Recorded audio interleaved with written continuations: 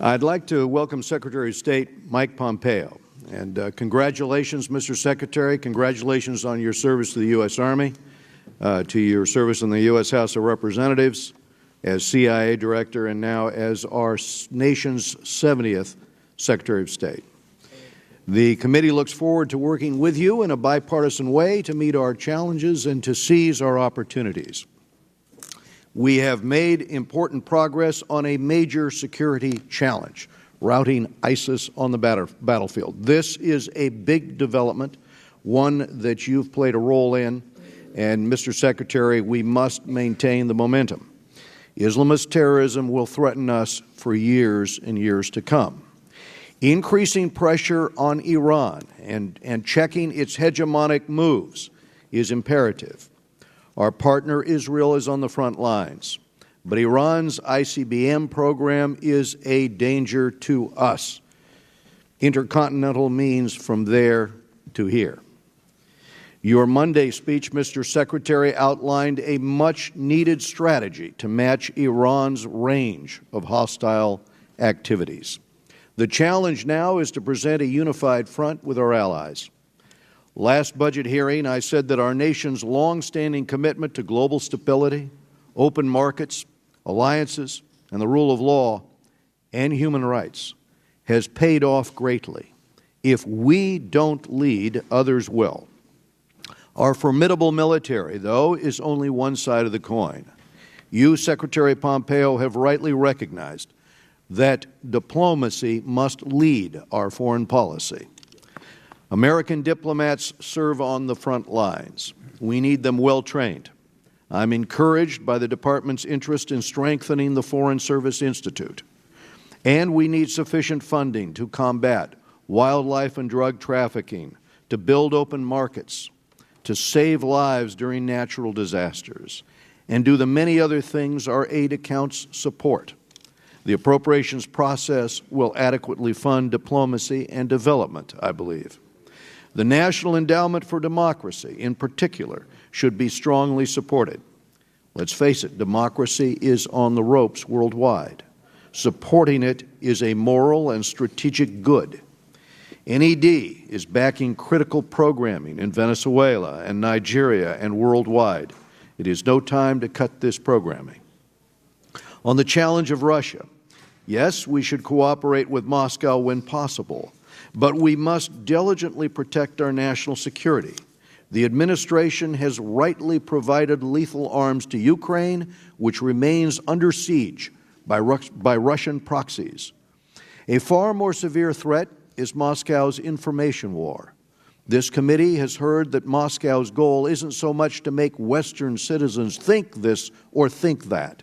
Russia's goal is to destroy all confidence in objective thought. By undermining fact-based discussions with lies, our enemies hope to gravely damage Western democracies. The State Department must aggressively counter disinformation through its Global Engagement Center, other means, and with Department officials speaking out for the truth. We wish the administration success negotiating with North Korea. It'll be a tall task to strike a viable, effective nuclear agreement. Ranking Member Engel and I have led efforts to ratchet up the financial pressure on North Korea over many years with the legislation that we've passed here in the committee. Keep up that pressure, Mr. Secretary. It is a big reason why the Kim regime wants to talk with President Trump. And as this process plays out, work closely with Congress. We're stronger together. And I'll now turn to our ranking member, Mr. Elliott Engel. Thank you, Mr. Chairman and Mr. Secretary. Welcome to the Foreign Affairs Committee. We always pride our committee in being the most bipartisan committee in Congress, and always say that when we talk about foreign policy, partisanship should stop at the water's edge. It doesn't mean that we won't have disagreements, and some of those we're going to discuss today. But I think that this committee, perhaps more than any other committee in Congress, has worked very effectively to set up bipartisan majorities.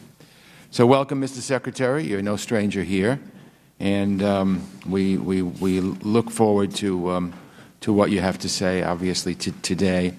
After the administration sent its 2017 budget request, which we were very disappointed with, Congress's message was clear. Cutting diplomacy and development by a third was unacceptable. We sent that message through letters and statements, and finally with the 2018 funding bill. And let me say once again, bipartisan majorities stopped those draconian cuts from going forward. But this administration has ignored that message, unfortunately, and rejected the will of Congress. The White House wants to cut $334 million as part of the so-called rescission package. How short-sighted is this request? The day after we received these proposed cuts, including cutting $250 million from our Ebola response, reports surfaced of an Ebola outbreak in the DRC. The reason we fight pandemics overseas is so we don't have to fight them here at home. The American people, whether in New York or in Kansas, are concerned about things like Ebola because diseases don't respect borders. We cannot allow another outbreak to go unchecked because the White House considers arbitrary budget cuts to be good politics. Now, the State Department, and I realize this is all happening before you came, Mr. Secretary, so I'm hoping that you can work with us in trying to change these things and to right the wrongs. The State Department has now sent us another budget that would again slash diplomacy and development efforts that promote our security, that keep America safe. It's frankly insulting that the administration would send us another request like this when we rejected it last year. So I predict that Congress will reject this budget just as we did last year's. Again, Congress, on a bipartisan basis, rejected the budget. Fortunately, Congress has the final say on how much we spend on international affairs. But whatever the size of the check Congress writes, it's obviously the administration's job to make policy and manage departments.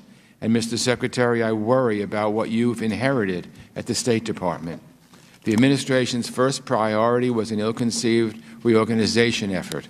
It cost millions of taxpayer dollars for private consultants, but resulted in absolutely nothing beyond a demoralized and depleted State Department. On your predecessor's watch, the Department lost more than 200 Foreign Service officers, many among our most senior diplomats, some of the very experienced diplomats you once called incredibly professional. The Department will soon have only a single official with the rank of Career Ambassador, the highest rank of our diplomats. A staggering number of senior positions remain vacant.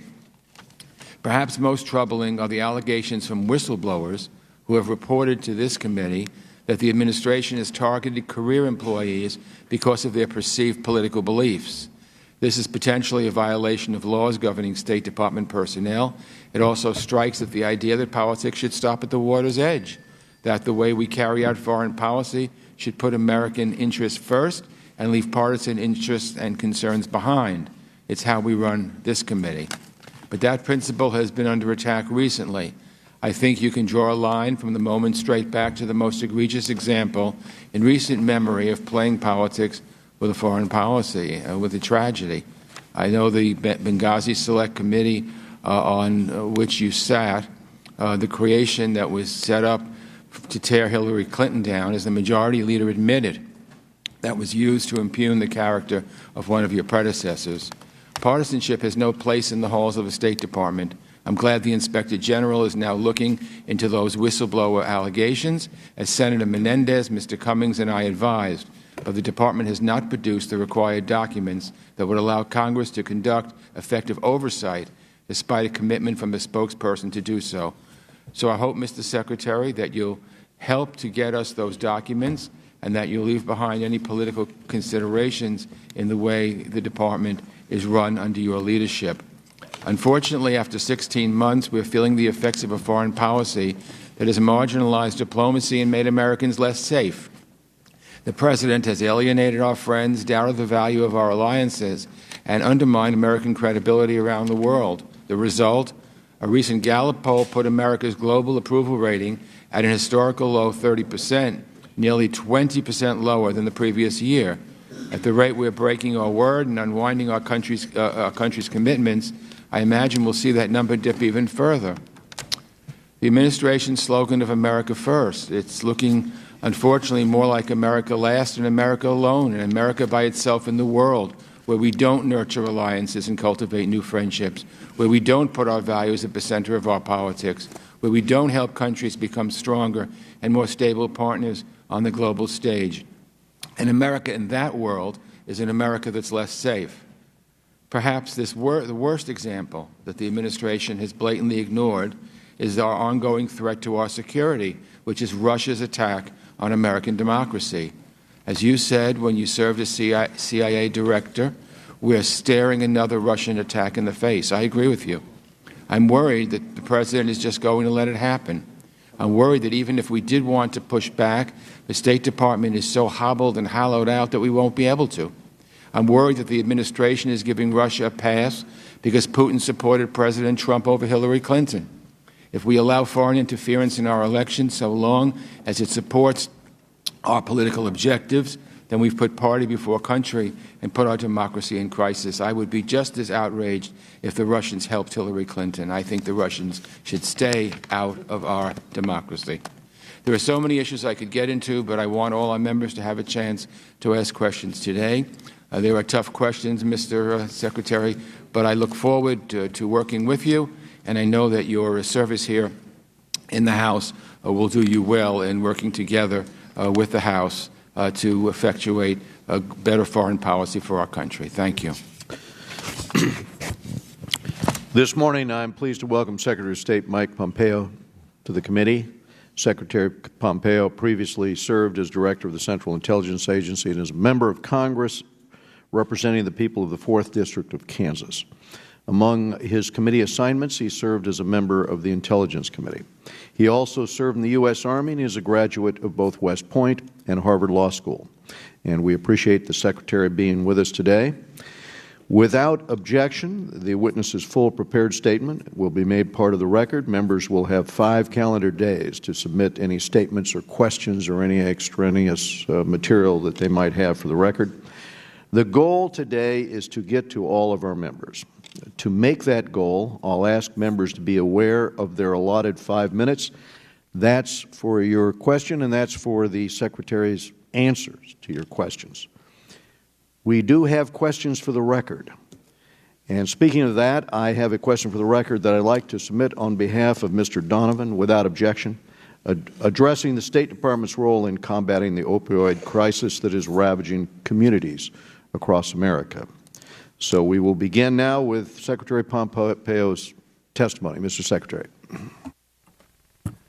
Thank you, Chairman Royce. Thank you, Ranking Member Engel. It's good to see you both again. And thank you, distinguished members of the committee that I had the privilege to serve with. It is great to be back. And I appreciate the opportunity to discuss the 2019 budget request. And Mr. Secretary, maybe if we straighten the microphone, it'll be... Yes. Is that good enough? Perfect. All right. Very good. And thanks. I want to talk about both State Department and USAID's budgets this morning. In order to achieve the objectives laid out in the National Security Strategy, we have a plan, and you'll hear a great deal about it today. The proposed request reflects our obligation to use taxpayer dollars wisely and effectively.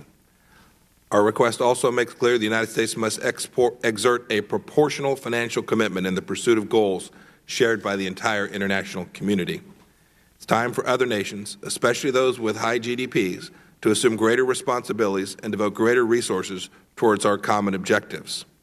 Whether it's crushing terrorists, stopping Iran's malign behavior, strengthening the NATO alliance, eradicating infectious diseases, and so much more.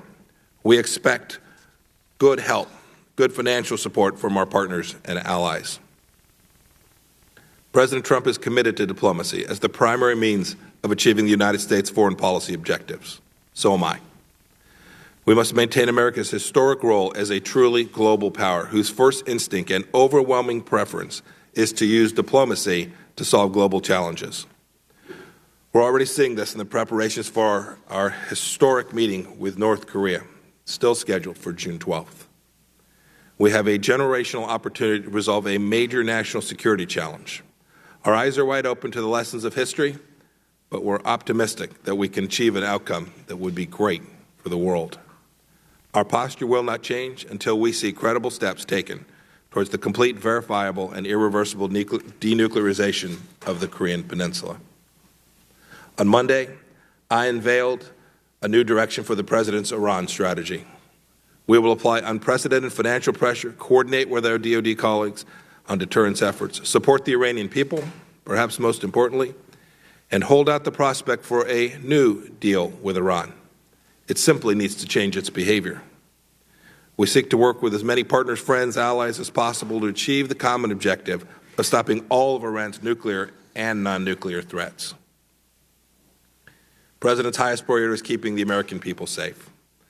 This request for $7.3 billion in security assistance will help protect Americans at home and overseas, and I look forward to talking more about that today. The State Department will continue to lead the international efforts to denuclearize North Korea and prevent other actors from unlawfully acquiring weapons of mass destruction as their means of delivery, while strengthening the capacity of partner nations to do so as well. Countering proliferation is at the top of President Trump's national security agenda. The budget request also calls for $5.7 billion in support for coalition efforts to continue to defeat ISIS and other transnational terrorists and criminal groups that threaten Americans everywhere. The State Department and USAID will sustain programs that address the conditions on the ground that give rise to those threats. And we will work diligently to attract additional donors to support these very same efforts. America's prosperity and national security depend on a strong and growing American economy. This budget request seeks $2.2 billion to help stimulate American economic growth by expanding markets for U.S. investment and ensuring that partner countries can fully participate in the global economy. America's message, a noble one, must be shared with the world at all times. Chairman Royce, you mentioned the Global Engagement Center. We will work with the $55+ million available to cover both its original mission, countering extremism, plus countering state-sponsored disinformation campaigns. We will not tolerate Russian interference in our 2018 elections. Much work has been done. There's more to do. Rest assured that we will take the appropriate countermeasures in response to the continued Russian efforts. Finally, let me also update you on what's happening inside the State Department. Our workforce is the most important asset. Since becoming Secretary of State now 3 weeks and a couple days ago, one of my highest priorities has been ensuring the finest diplomatic corps in the world is fully prepared and empowered to do its work in every corner. I'm unleashing teams to do what they do best on behalf of the American people. Last week, I held my first town hall in which I laid out my vision and committed to working as one team with all of our personnel. In 3 weeks, they've given me great support. I have taken their counsel, and I have relied on their expertise greatly. There are many challenges that remain. Among my first acts was to begin to put the team back on the field.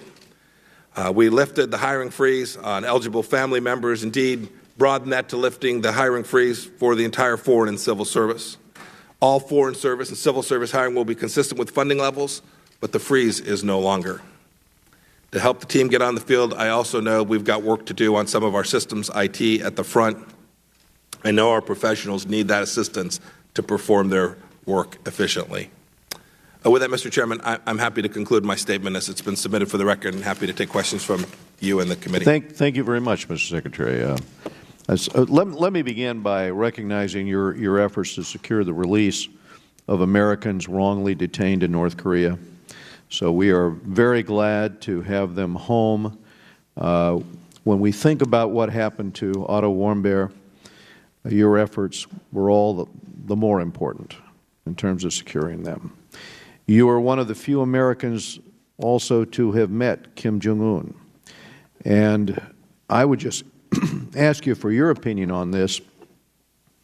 What are his goals for this negotiation? Many have speculated that one of those goals is to try to split North Korea and the U.S. and South Korea and our alliance with South Korea. I'll just ask you, what do you think his goal is here? So in my conversations with him, we've talked about what our mutual goals are, the things that the world demands and that America demands, and the things that North Korea wants to see for itself as well. There's places where we still have lots of work to do to find common ground, but he has shared candidly that he understands that economic growth for his people, the well-being of his people, depends on a strategic shift and we hope he's prepared to make that. Our demands have been unambiguous. When I spoke with him, I could not have been clearer about the scope of the verification work that would be required, all of the elements that would be necessary in order for America to understand that there had been real denuclearization. He took those on board. In return, he made clear it was important to him that when that time came, when those objectives had been achieved, that he in return would receive economic help from America in the form of private sector businesses, knowledge, know-how, from others perhaps, contributions, foreign assistance and the like, and that he wanted security assurances from the world, the end of the status that sits between South and North Korea, with the eventual goal of being a peace treaty. Those were the objectives we discussed. I'm very hopeful that he and President Trump will get a chance to elaborate on them further in the next couple of weeks. As you prepare for the potential June summit in Singapore, I think it's very important we keep the pressure applied here to the Kim regime.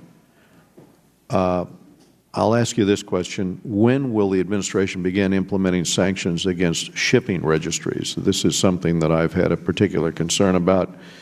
On those governments that knowingly violate UN Security Council resolutions barring trade with North Korea. These were mandated by Title III of the act we passed here, the Countering America's Adversaries Through Sanctions Act.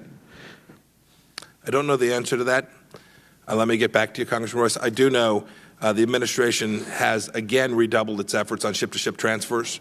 Okay. Something I think is imperative with respect to the registry and sanctions. If I may, I'll take that back for the record. I appreciate that. The last question I was going to ask you, Mr. Secretary, is for those who've talked to anybody who's ever been in and out of those prison camps in North Korea, it is a human rights nightmare. You've got over 100,000 North Koreans suffering in barbaric conditions in those camps. It's important that any future economic engagement with North Korea not empower the regime to continue its brutal mistreatment of Koreans in that kind of circumstance. And regardless of any agreement, we should be ramping up, I think, radio-free Asia broadcasting and dissemination of information. And I think it's critical that we maintain our military deterrence. Last week, the U.S. reportedly canceled a U.S. B-52 bomber exercise over South Korea. Was this a concession to Kim Jong-un's regime? Chairman Royce, I'll leave the discussion of that military exercise to Secretary Mattis. It is my view that we have made zero concessions to Chairman Kim to date, and we have no intention of doing so. Thank you, Mr. Secretary. Well, in our interest to get to all of the members, I'm going to go to Mr. Engel now for his questions. Thank you. Thank you. Thank you, Mr. Chairman. Mr. Secretary, budgets reflect an administration's values or lack thereof. The Internet, and I realize a lot of this happened before you came, so we're looking for you for 2020. Yes, to try to right the wrong. The international affairs budget proposal that President Trump now has sent to Congress 2 years in a row brings with it a clear message to the world that the United States has no interest in maintaining our global leadership role because of the cuts. It's a budget that makes Americans less safe. And as you know, I'm not alone in feeling this way. Over 150 retired generals and admirals, former secretaries of state from both parties, Fortune 500 CEOs, and religious leaders all agree that the administration's proposed cuts to the international affairs budget would have a devastating effect on U.S. global leadership. So why are all these people wrong? In the last 2 years, Congress restored the cuts. Is Congress wrong, too?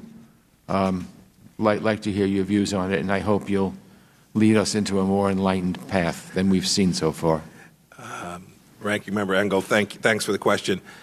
Here's the commitment I've made to the team at the State Department, the commitment I've made to President Trump, the commitment I'll make to you here today. I will ensure that the State Department has every dollar it needs to achieve its mission around the world. You mentioned the international affairs budget. There's humanitarian assistance money. There's lots of different pieces of the State Department's budget. I'll make sure we have every single dollar we need and not $1 more. And I hope not $1 less. Every dollar we need, not $1 more.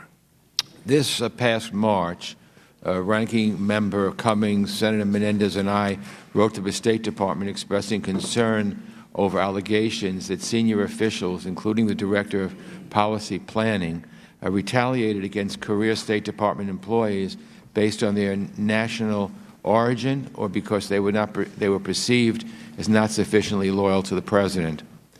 Do you believe officials who targeted career employees in this way should be working at the State Department? I do not.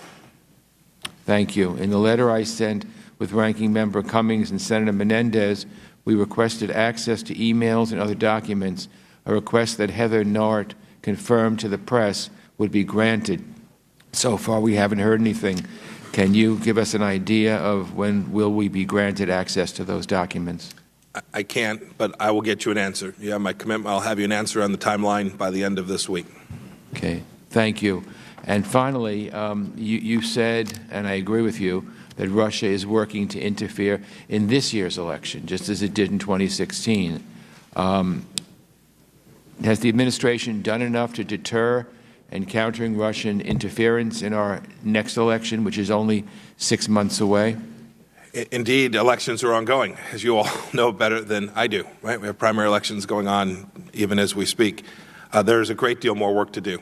Having said that, I'm incredibly proud of the work that this administration has done in countering Russia.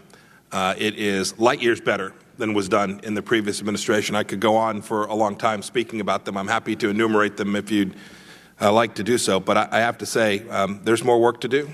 We have not been able to achieve deterrence, effective deterrence of some of these efforts of the Russians. But this administration has taken enormous efforts to push back against Russia that haven't been done in an awfully long time, either here in the United States or, frankly, from our partners who are even more threatened by Russia than we are in Europe and elsewhere. So is it your position that the administration has forestalled the next attack on our democracy? Because if so, I haven't seen it. No responsible government official would ever state that they believe they've done enough to forestall any attack on the United States of America. We work diligently at it each day. We reduce threats. We take them from the battlefield. We take them from the economic sphere. We reduce them diplomatically. We work at it hard every day. But I'll never share with you that I believe we've accomplished that to 100% certainty. Okay. I look forward to working with you on all these issues. There are obviously many important issues. Our support for Israel, Iran's aggression, and we can go on. And I hope that this committee can be a partner with you. Our views may diverge, but we're all Americans and we all care about these issues. And I think it's very important to discuss them, to have hearings, and we're glad that you're here this morning. Yes, sir. I'm counting on the partnership of this committee on both sides of the aisle. Okay, thank you. Ileana Ross-Layton of Florida. Thank you so much, Mr. Chairman. Mr. Secretary, welcome. It's great to see you in this position. I wanted to commend you and the administration for calling this week's election in Venezuela what it was, a sham and illegitimate. The administration has stood strong in support of the Venezuelan people, using new executive orders and targeting the Maduro regime with sanctions. Thank you for that. I also want to thank you for the actions the administration has taken against the Ortega regime. The situation in Nicaragua is quickly deteriorating, and it is alarming. Over 75 killed and hundreds more injured or detained in just these past weeks. We need to take swift action before we are facing a similar situation, a crisis in Nicaragua that we face in Venezuela. I urge the administration to press our friends in the Senate to pass our NICA bill so it has even more tools at its disposal to hold Ortega accountable. We've passed it out of the full House twice already. I also wanted to follow up on a letter that I'd sent to you last week alongside Congressman Deutsch, McCall, and Lowy. We've met with the families of the American citizens and legal permanent residents being held in Iran many times, and it's clear that they're growing frustrated. They see Americans being freed from North Korea, and they are so happy for them and their families, but it only reminds them that there hasn't been any continuity or leadership within the administration to resolve their cases. But now that the president has announced his intent to appoint a special presidential envoy for hostage affairs, we sincerely hope that this individual will lead on this hostage cases and have the authority to bring them home. I ask for a written response on this following question, Mr. Secretary. Does the administration support the Reciprocal Access to Tibet Act, H.R. 1872? It's a common-sense bill that would help stop China's destabilizing behavior in Tibet by revoking the visa of any Chinese official found to be responsible for restricting the access of U.S. citizens to Tibet.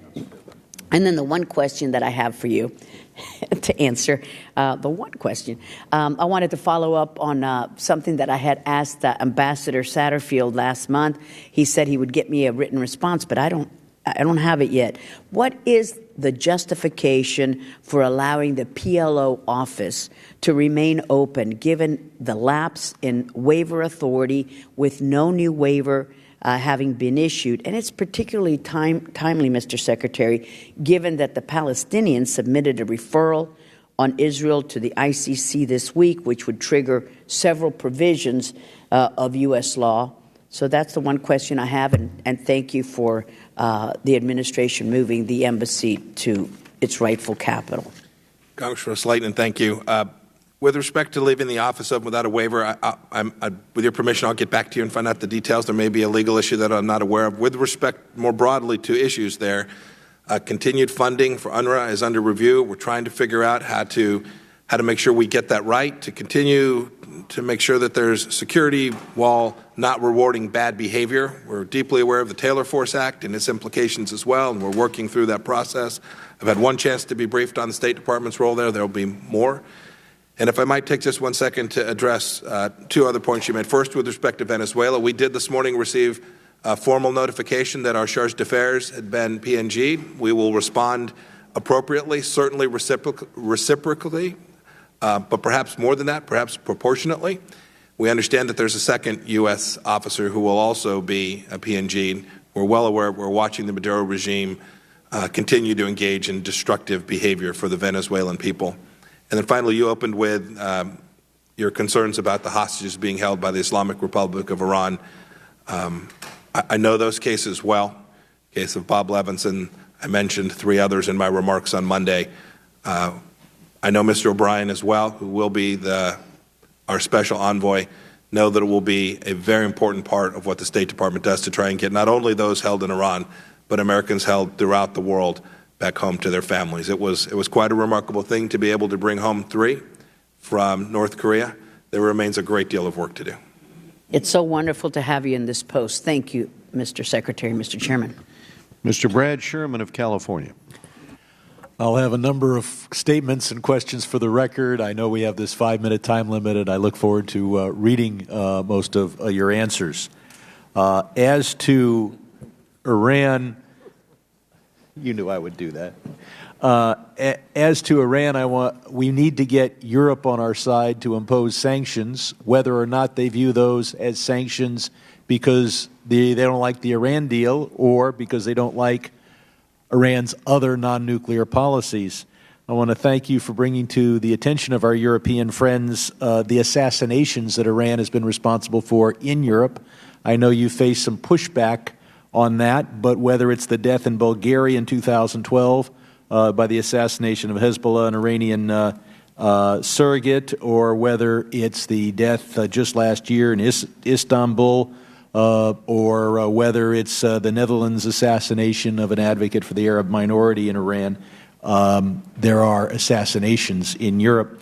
And you should know that sitting right there, Secretary Kerry told this committee that it is fully consistent with the JCPOA for the United States to impose sanctions on Iran for their non-nuclear wrongdoing, including sanctions against the Central Bank of Iran.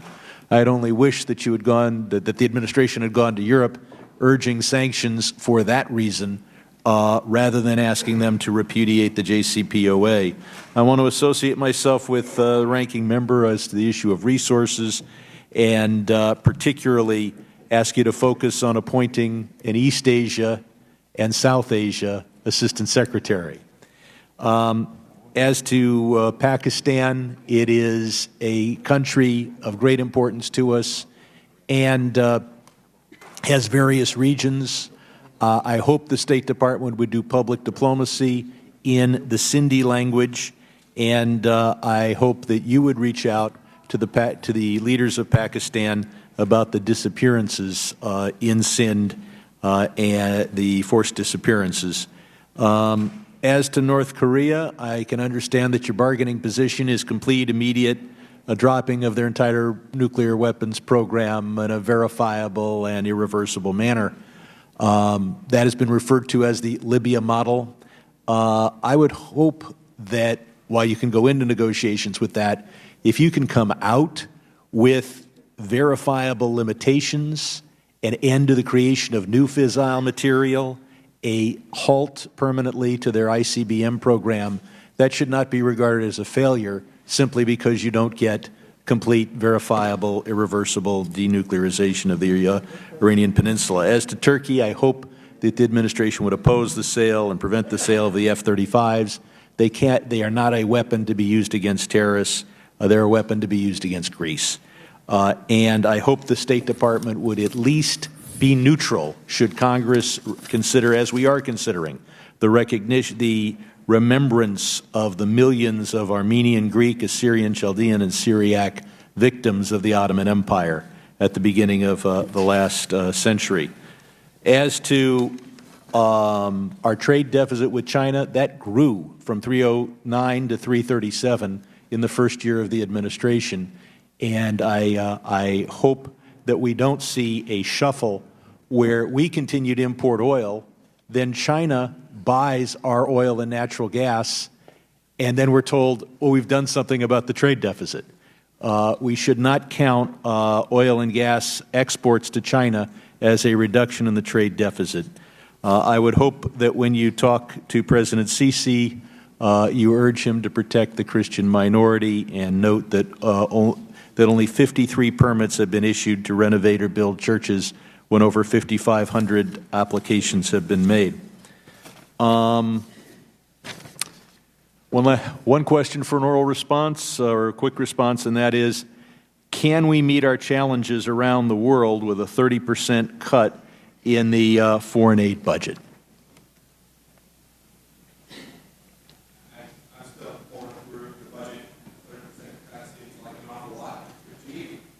So you have my word. As I said, we're gonna get this piece right.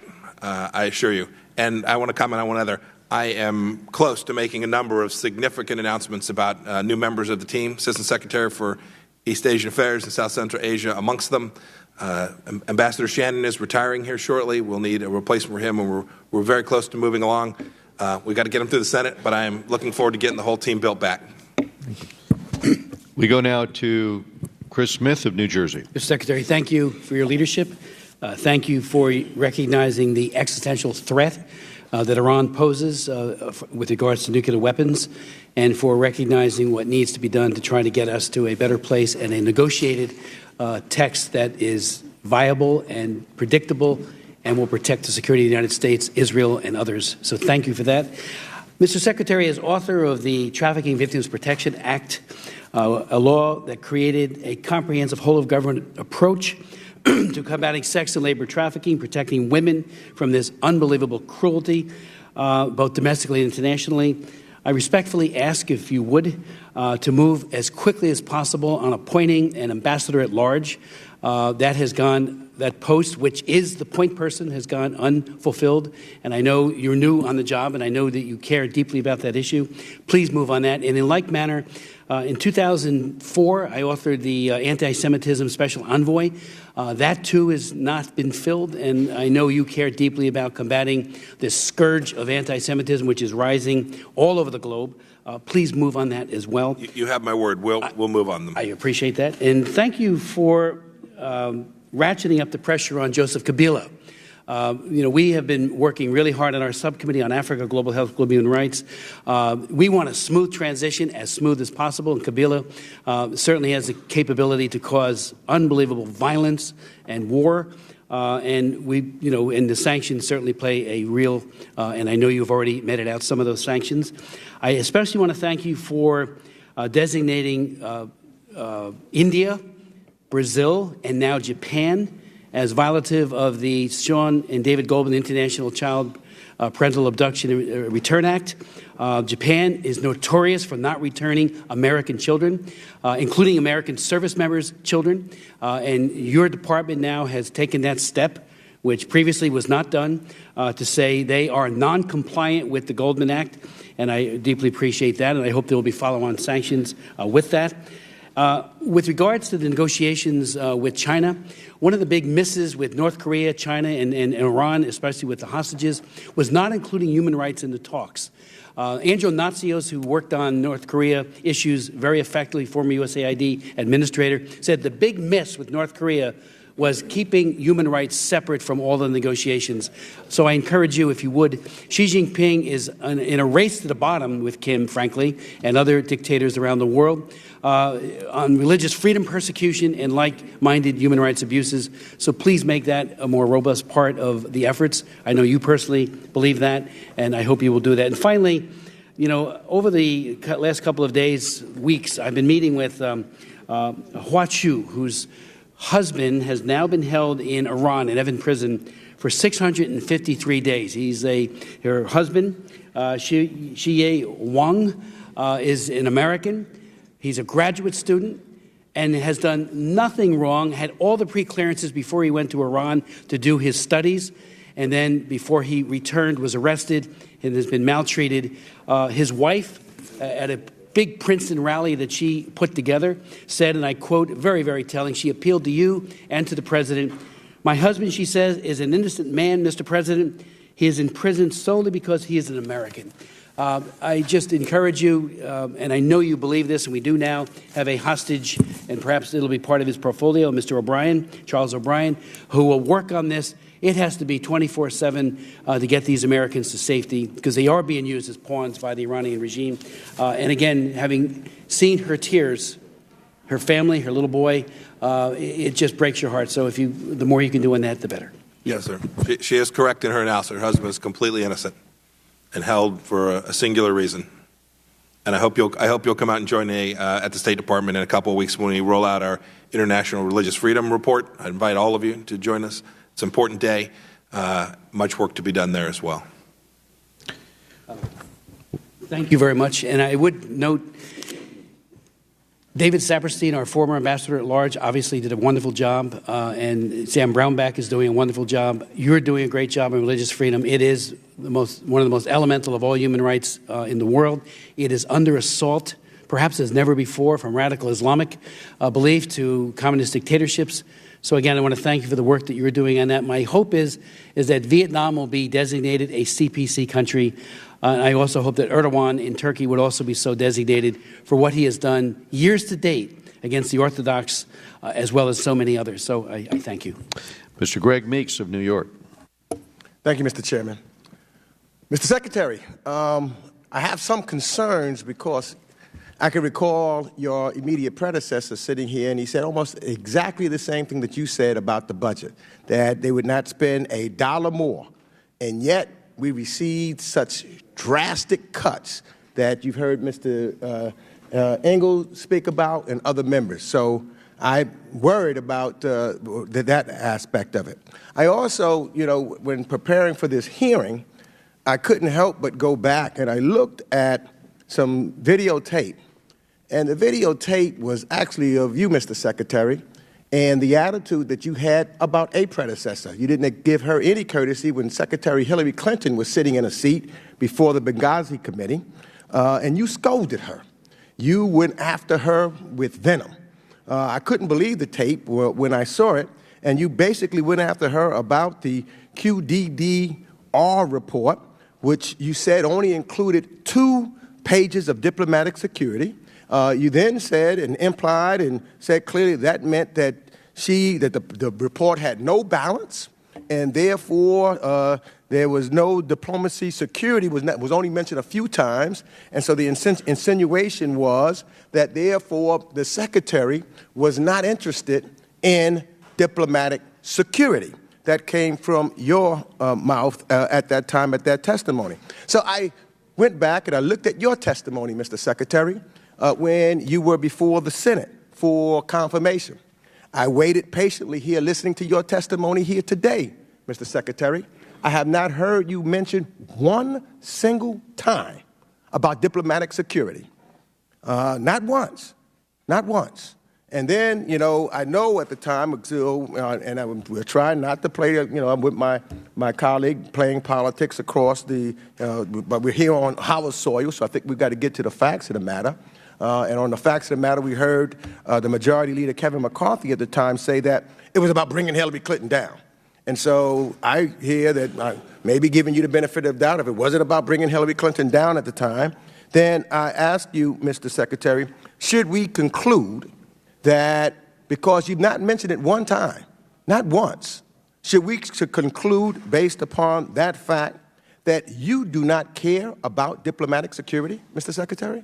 Haven't heard it from you. Not once. No. You should not conclude that. I'll take you at your word. If I may respond. I'll take you at your word. You said no, I take you at your word. No, but I feel like I need at least a few. But I only have 5 minutes, so I'm going to take you at your word. You'll have time. I'm going to take you at your word. You should know the very because I happen to agree with you. The briefing I received as a nominee was from the head of diplomatic security. I happen, Mr. Secretary, claiming my time. Mr. Secretary, I happen to agree with you. Was from the head of diplomatic. I happen to know that agree I'm with diligently working on it. I'm going to happen the to implementation agree of with the you, ARB. Mr. Secretary. I take diplomatic security very serious. Never make an accusation. I happen to agree with you. Oh, now the real secretary is coming out. If I could just explain. Okay, we're going to give you time, but we want to give the Secretary a chance to respond. He didn't do that with Secretary. Okay. He did not do that with Secretary Clinton. Let me tell you that. Okay. Well, we're going to proceed with the questions and the answers. But I agree. I'm taking him at his word that simply because something is not mentioned in the report, it does not mean that someone doesn't care. I believe that you do. That's why I didn't want to jump. I'm taking it at your word. But I think that we can conclude that what does matter is how much money is appropriated for diplomatic security. And in this whole thing, when I look at the budgets that was for diplomatic security, I saw that in fiscal year under the Obama administration, over $3 billion went to diplomatic security. But once President Trump came in, I see it went down to $2.1 billion, and fiscal year 19 down to $1.6 billion. So the budget or the money for diplomatic security has gone down about 45% from the Obama administration. So where is the concern now, other side of the aisle, of this administration about diplomatic security? Diplomatic security is not about dollars expended. It's about delivering real security. It's about getting the right outcomes. It's about having the right people in place. It's about being thoughtful about where you put people. We're going to take risks. We're going to be an expeditionary State Department. I think President Trump demands it. I think each of you do as well. But I'll take a backseat to no one with respect to caring about and protecting the people that. Nor did Hillary Clinton take a backseat to no one for what she did and about diplomatic security in this country. Okay. Order. Next in the queue is Mr. Dana Rohrabacher of California. Mr. Secretary, might I suggest that we have more opportunities, and I hope that now that you are this Secretary, to talk to you privately and have discussions like this, that Mr. Meeks has just done, so we wouldn't have to use up time at a hearing and do things publicly. So I hope. Rohrabacher, can I say this? I would welcome that with as many of you as I can. My theory on this is as many cups of coffee as we can have these discussions. The more we can work together to achieve American outcomes. Let's have some of those sessions so people can get their points across and have a discussion, because we're limited with time here.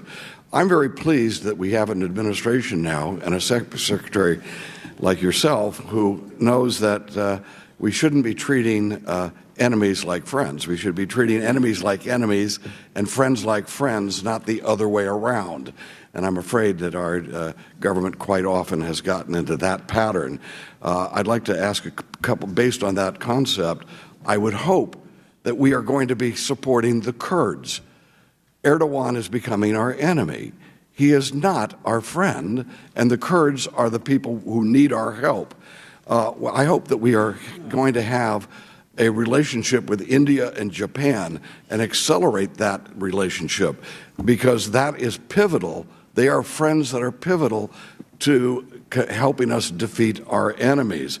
I hope that I understand that their budget request has no increase for Pakistan. I don't see any reason whatsoever to give the government of Pakistan any money, foreign policy, in terms of our foreign aid, until Dr. Afridi, the man who helped us bring justice to Osama bin Laden, the man who slaughtered 3,000 Americans, and our Pakistani friends have proven their friendship by keeping him in a dungeon.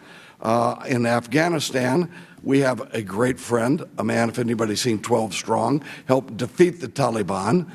And right now he is supposedly the vice president, General Dostum. He is in virtual exile now, and there's been assassination attempts. I hope that we make it very clear that General Dostum is the guy who can defeat the Taliban. He's done it before, and we need to stick by him. Third, again, Egypt. In Egypt, now we have a government that is against radical Islamic terrorists. And in fact, they replaced a government that was pro-Muslim Brotherhood. But we have policies that make it more difficult for Egypt to purchase American weapons than when Egypt was under the president who was part of the Muslim Brotherhood. This is ridiculous. I hope that that would get your attention. Finally, Iran. Congratulations on taking hold of this situation and stepping forward with positive leadership as you have. Let me just note, when it comes back to treating your enemies as enemies and your friends as friends, we have a lot of friends in Iran. People are always mistaken. I keep reminding our folks here, the Iranian mullah regime, that's the enemy. The people of Iran are our friends. These folks over here in their yellow jackets, these are Iranians who love freedom. And we need to make sure that we work with the Baluch, with the Kurds, with the Azaris and others, and the Persians who are pro-freedom in Iran, and be proactive like Ronald Reagan was when he ended the Cold War. And we can defeat the mullah regime without having a military operation by helping these people who believe in freedom. And now I'm giving you a minute to reply. Let me, if I might, I'll try and tackle two of those. I'll tackle Pakistan and then the Kurds, if that's okay. So with respect to Pakistan, we released far fewer funds in 18 than in the year prior. The remainder of the funds available are under review. My guess is that that number will be smaller still. I worked diligently on the issue of Dr. Afridi in my previous role, unsuccessfully. Please be aware that it's in my heart, and I know it's important, and we can do that. We can achieve that outcome. And it's getting worse in Pakistan. They have people in Karachi and the Sinds and the others. They're now facing these, people who are killing their leaders, or killing their people who believe in certain things that are different than the radical Islamic philosophy of some of the people in the Pakistani government. My officers, our State Department officials, are being treated badly as well. Folks working in the embassies and in the consulates and other places are not being treated well by the Pakistani government either, a real problem that we need to take the measure of also. If it's okay, I'll get back to you on the Kurds in a written note.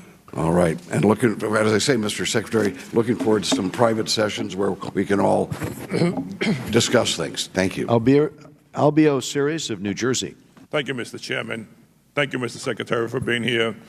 Mr. Secretary, going to the Western Hemisphere, as I look at it, being a part of the Western Hemisphere's committee, I look at Venezuela, which basically has become a satellite of Cuba, with Cuba having 30,000 people or more in Venezuela, running just about everything from security to all the other things that run somehow in Venezuela. The other concern that I have is Obviously, Nicaragua. I'm glad that the administration is finally speaking up on Nicaragua. I think we definitely have to support those students and the people that are on the streets. But one of the things that always concerns me is, as part of the Ayatollah's efforts to export the revolution, it seems that we have been building cultural centers in some of these Latin American countries. Are we really monitoring to see how much influence they have or how many they're opening? I mean, they started out with 10, now they're about to 100. I'm concerned about the security. Can you? I don't know the answer to how well or how frequently we're monitoring that. I will get you an answer. Okay, because I think I'm aware of this issue, but I don't know what monitoring is taking place. Okay. And are we going now to Cyprus? Are we considering to lifting the arms embargo in Cyprus so we can sell them arms? What's happening in Cyprus is Turkey keeps sending people more and more on their side. And this is an issue that the Cyprus people feel that they have to have in order to protect themselves. And we have an arms embargo. I know that you only just got to the State Department, but these are questions that I think that we should look into. I'll mention this. I don't want to address that issue in particular, but rather talk about issues in the Eastern Med more broadly. I met with the Greek foreign minister on Monday of this week. There is a great deal of work. We have increasing threats that America has enormous interest there. We have to figure out precisely how to deal with each of them. It's a complex place. Congressman Rohrabacher mentioned Turkey, maybe a couple others have as well. We have a NATO ally that early next week to try and plot a path forward together with them in Syria, but who is proving incredibly difficult. Well, and I hope you consider not giving them the F-35s in the future. It seems that we give and give and give, and we get slapped in the face when we need them. So I hope this administration. And the other thing that I represent the largest Coptic Christian community in New Jersey, and I'm always very concerned about the security. I hope that the State Department makes an effort to really concentrate on the safety of the Coptic Christians in Egypt. It is important. There were over 16 million Coptic Christians in Egypt, and they're under assault day in and day out. So if we can put more pressure on the government of Egypt to give them more protection, that would be good for all those people that are under such pressure. Thank you. I think the administration's done a reasonably good job. I think we've made real efforts. I agree with you that there remains a great deal of work to do to make sure that they have the protections they need to practice their religion in Egypt. And going back, I have about a minute, going back to the Iran question, they seem to be building more and more their forces in Syria. How closely are we monitoring this? It seems that they're getting ready for something. So I actually am very familiar with this issue, the Iranian efforts in Syria. Their forces have expanded modestly over this past 24 months, but they have become more willing and more capable. That is, the weapon systems that they have moved into Syria have become more capable. That is, their capacity to threaten the region, including Israel, has increased over those same 24, even 36 months now. It is a difficult, complex environment to respond in. Rest assured, we're working closely with our European partners, our Israeli partners, our Arab partners. We're well aware of the threat from Iran, and we're working to develop details under the strategy I laid out on Monday about how to respond to that. And how is the investigation on what happened in Cuba going with our diplomats? So the Accountability Review Board, I am told, will have a report to me by the middle of next week. And if I may, you're speaking about the incidents Yes. in Havana. If I might add here, for the benefit of those who saw the news last night, we had an incident in Guangzhou that was that the medical indications are very similar and entirely consistent with the medical indications that have taken place to Americans working in Cuba. One incident we announced it to the workforce while we slept here last night. We have medical teams that are moving to be on the ground there. We are working to figure out what took place both in Havana and now in China as well.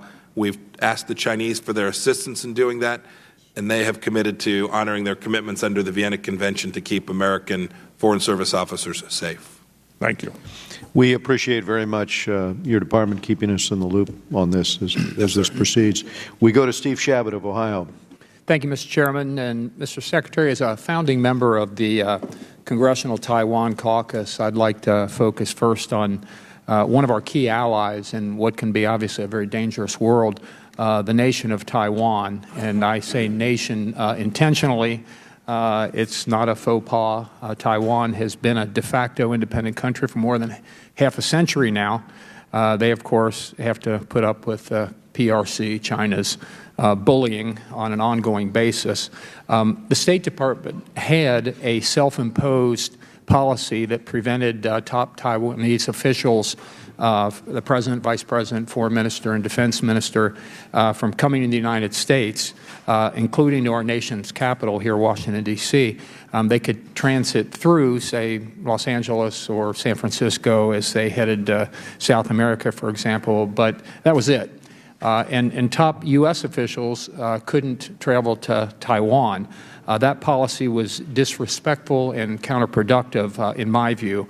Recently, the House unanimously passed H.R. 535, and I'd like to thank my Democratic colleague, Mr. Brad Sherman, as well as Chairman Royce and others for joining me as the principal sponsors in what passed the House unanimously and passed the Senate unanimously, and then President Trump, God bless him, signed it into law. I would note that the resolution not only allows high-level visits, but encourages them. Mr. Secretary, I'd like to encourage you and the rest of the administration to take advantage of this, and I don't want to put you on the spot or anything, but I would hope that at some point in the not-too-distant future, President Tsai of Taiwan herself could come and address a joint session of Congress or visit President Trump in the White House. So, that being said, Mr. Secretary, could you comment on the Taiwan Travel Act and how you would see it working in real time? In my previous role, I was part of the discussions around that, trying to at least understand the American national security implications for it. The administration has had many discussions. We understand its implications, and not only its urgings, but the direction of travel that was required by that. And you should have great confidence we will continue to abide by that. My recollection is there was an assistant secretary that traveled there just before my time, or maybe it was a couple months before my time. Thank you very much. And we're sending a letter, I believe, today to Director Bolton to encourage him perhaps to go as well. So my guess is he would probably like to do that.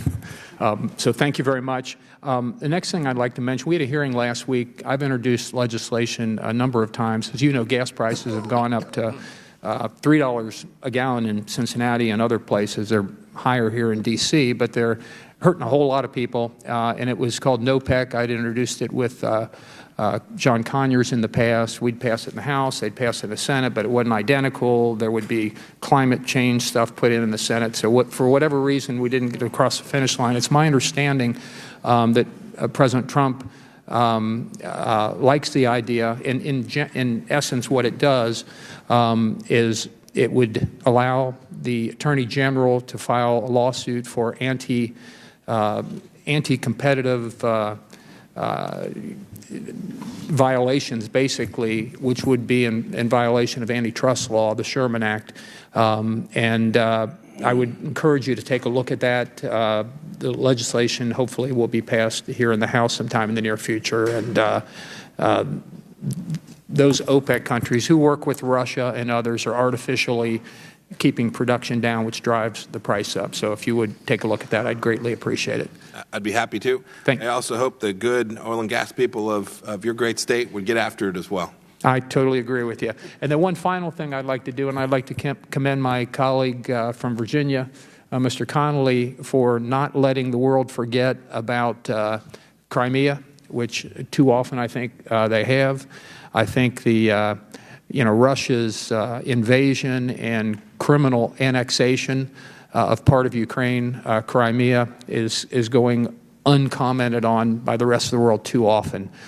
So if you could elevate that in any way, I would greatly appreciate it. I don't know if in the little time you have left, if you could comment on that.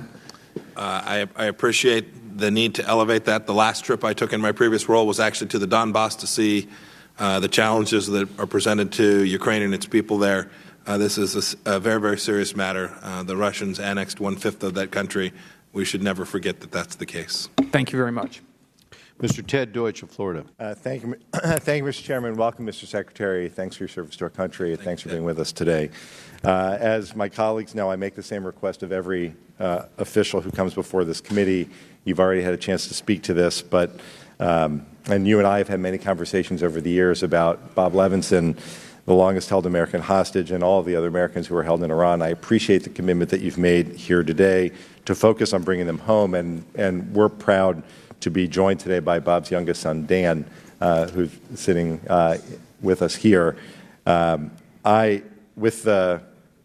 Because there are now no longer any regular direct channel talks with Iran where the American hostages were brought up on the sidelines, I just would ask that at a minimum here for you to commit to continuing to communicate with the Levinson family to keep them apprised of the extent of your efforts to help bring him home. Of course. I appreciate that. Mr. Secretary, you said in your testimony that we won't tolerate Russian interference in the 2018 elections. We have to take countermeasures in response to an effort to do so. I just wanted to get your quick response to something. Yesterday, particularly given your previous position, in January of 2017, ODNI found the Russian government favored the Trump campaign over Hillary Clinton, and that Putin personally ordered an influence campaign to undermine public faith in the American democratic process. Yesterday, our Homeland Security Secretary said that she didn't believe that she'd seen that conclusion, that the specific intent was to help President Trump win. I just wanted to confirm that you share the view of the intelligence community and the conclusion that they reached in January 2017. Yeah, I haven't seen anything that would dissuade me from believing it was right. It's worth noting, however, that that particular judgment that was made was the least confirmed. That is, there was the least support for that. The intelligence community report made that clear as well. Still, just confirming that it was still a conclusion reached by the intelligence community. Yes. Also, again, not tolerating Russian interference in 2018 also means, I think, that we need to fully understand everything that happened in 2016. To that end, I just wanted to ask whether you support allowing the Mueller investigation to play out so that we can gather all of the necessary information to make conclusions about what happened in 2016 in order to safeguard, as you point out in your testimony, and prevent any Russian interference in the 2018 elections. I'm not going to comment on any of the ongoing investigations. As I said in my confirmation hearing, I was interviewed by Mr. Mueller's team, so I've been part of it. I was part of it in my role as director of CIA, providing information to committees here in the House, committees in the Senate as well. I'm simply going to make no comments about any of the ongoing investigations. On Iran, I want to just go back to the President's decision to withdraw from the JCPOA and where things stood the moment before that happened, and just ask your sense of how things can go forward.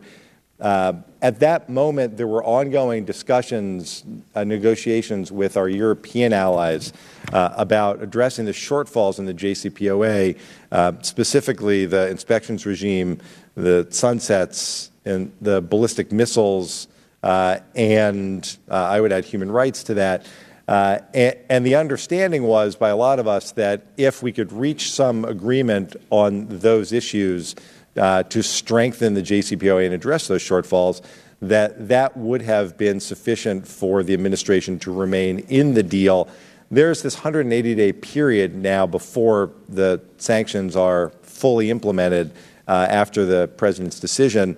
Are those discussions continuing with our allies? Is there any chance of, if our allies were to agree to the demands of the administration to strengthen the JCPOA, and there were an opportunity to achieve that with them, would that have an impact on what we do over the coming months following the President's announcement to withdraw from the JCPOA?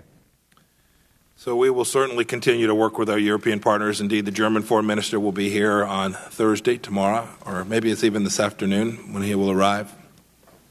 I was part of those negotiations. While I don't want to go into the details, I can say this. We worked diligently during my 2 weeks as Secretary of State to try and bridge that gap, and ultimately the 3 European countries would not sign up for that. It's worth noting, so there were an extended period where that negotiation took place, some of which predated my time. It's worth noting that during the entire duration of the JCPOA, in spite of their attested willingness to put additional sanctions in place, no sanctions were put in place. So there was this discussion about how there were we can still continue with non-nuclear sanctions.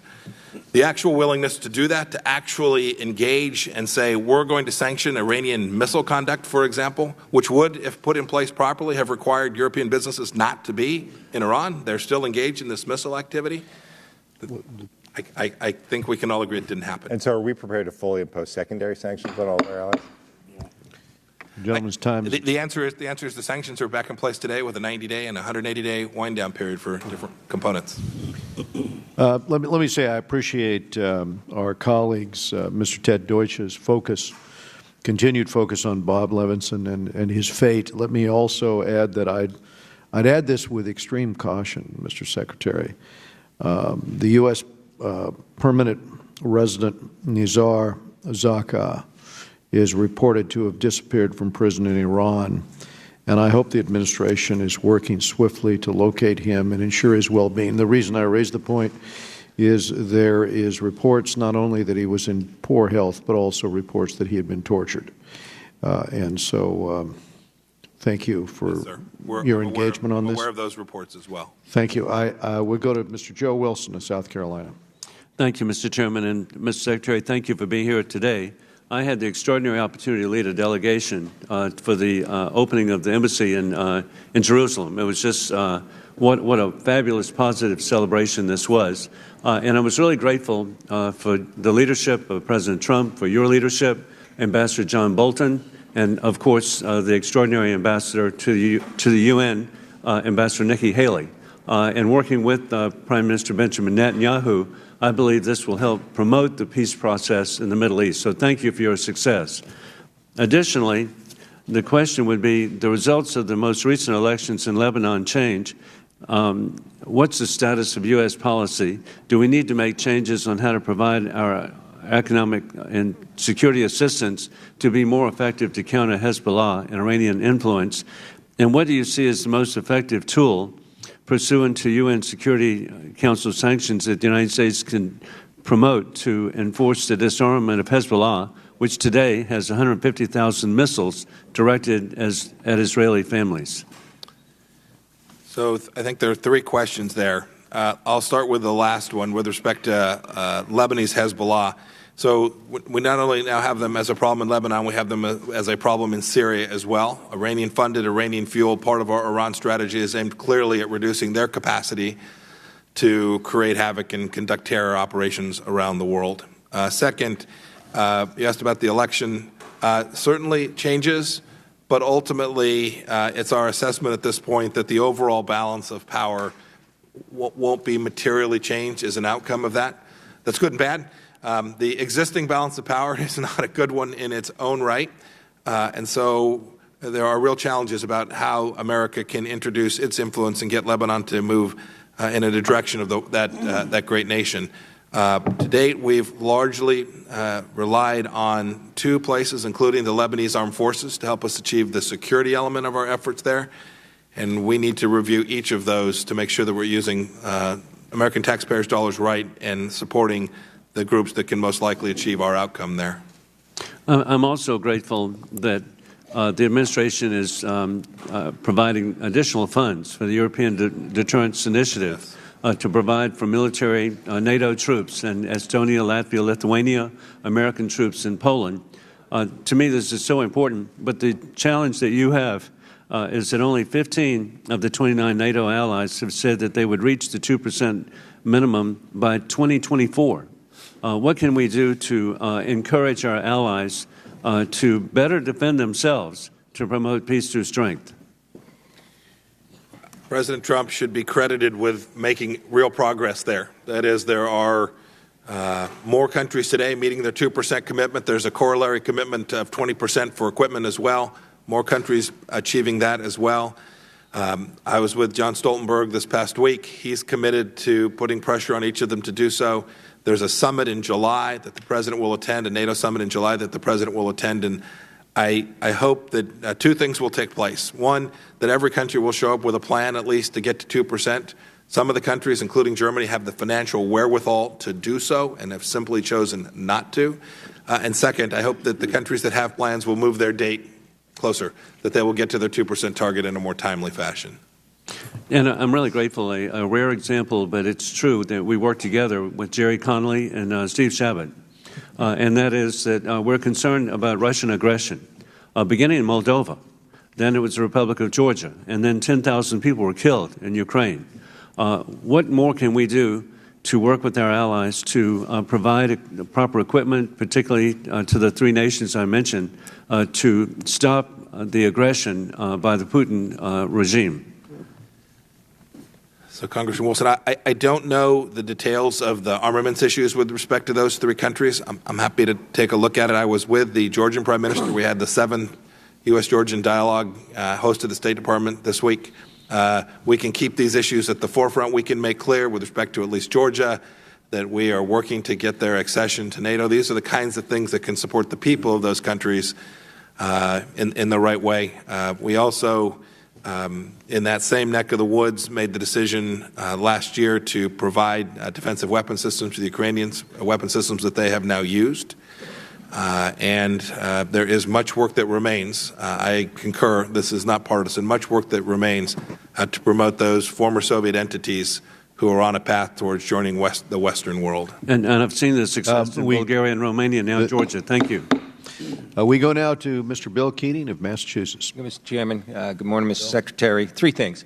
First, the President's reversal on the telecom giant from China, ZTE. You know, in 2012, the Permanent Select Committee on Intelligence of the House said that, quote unquote, this company could undermine core U.S. national security interests. Even last week, your nominee to the Counterterrorism Security Center said that they present serious security risks to the United States. Even Senator Rubio said it'd be crazy to go back on this.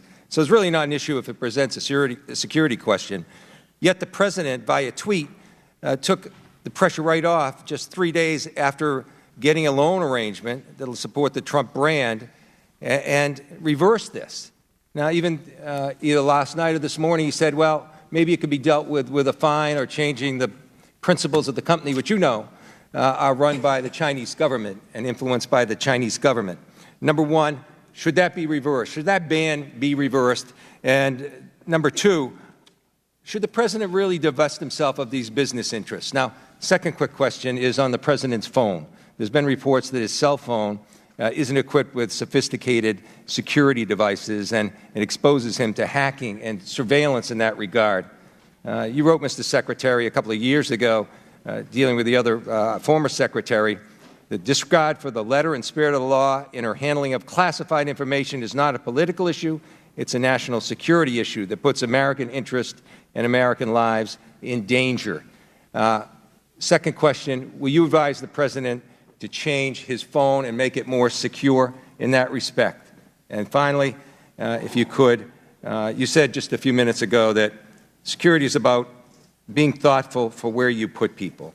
So I'd like your opinion on the fact that all the people in the administration and all the qualified people in the United States of America, the President has put the chief negotiator for Middle East peace in the hands of his son-in-law, Jared Kushner, who is limited in his knowledge of this because he's been denied security clearance necessary really to have a full grasp of that issue.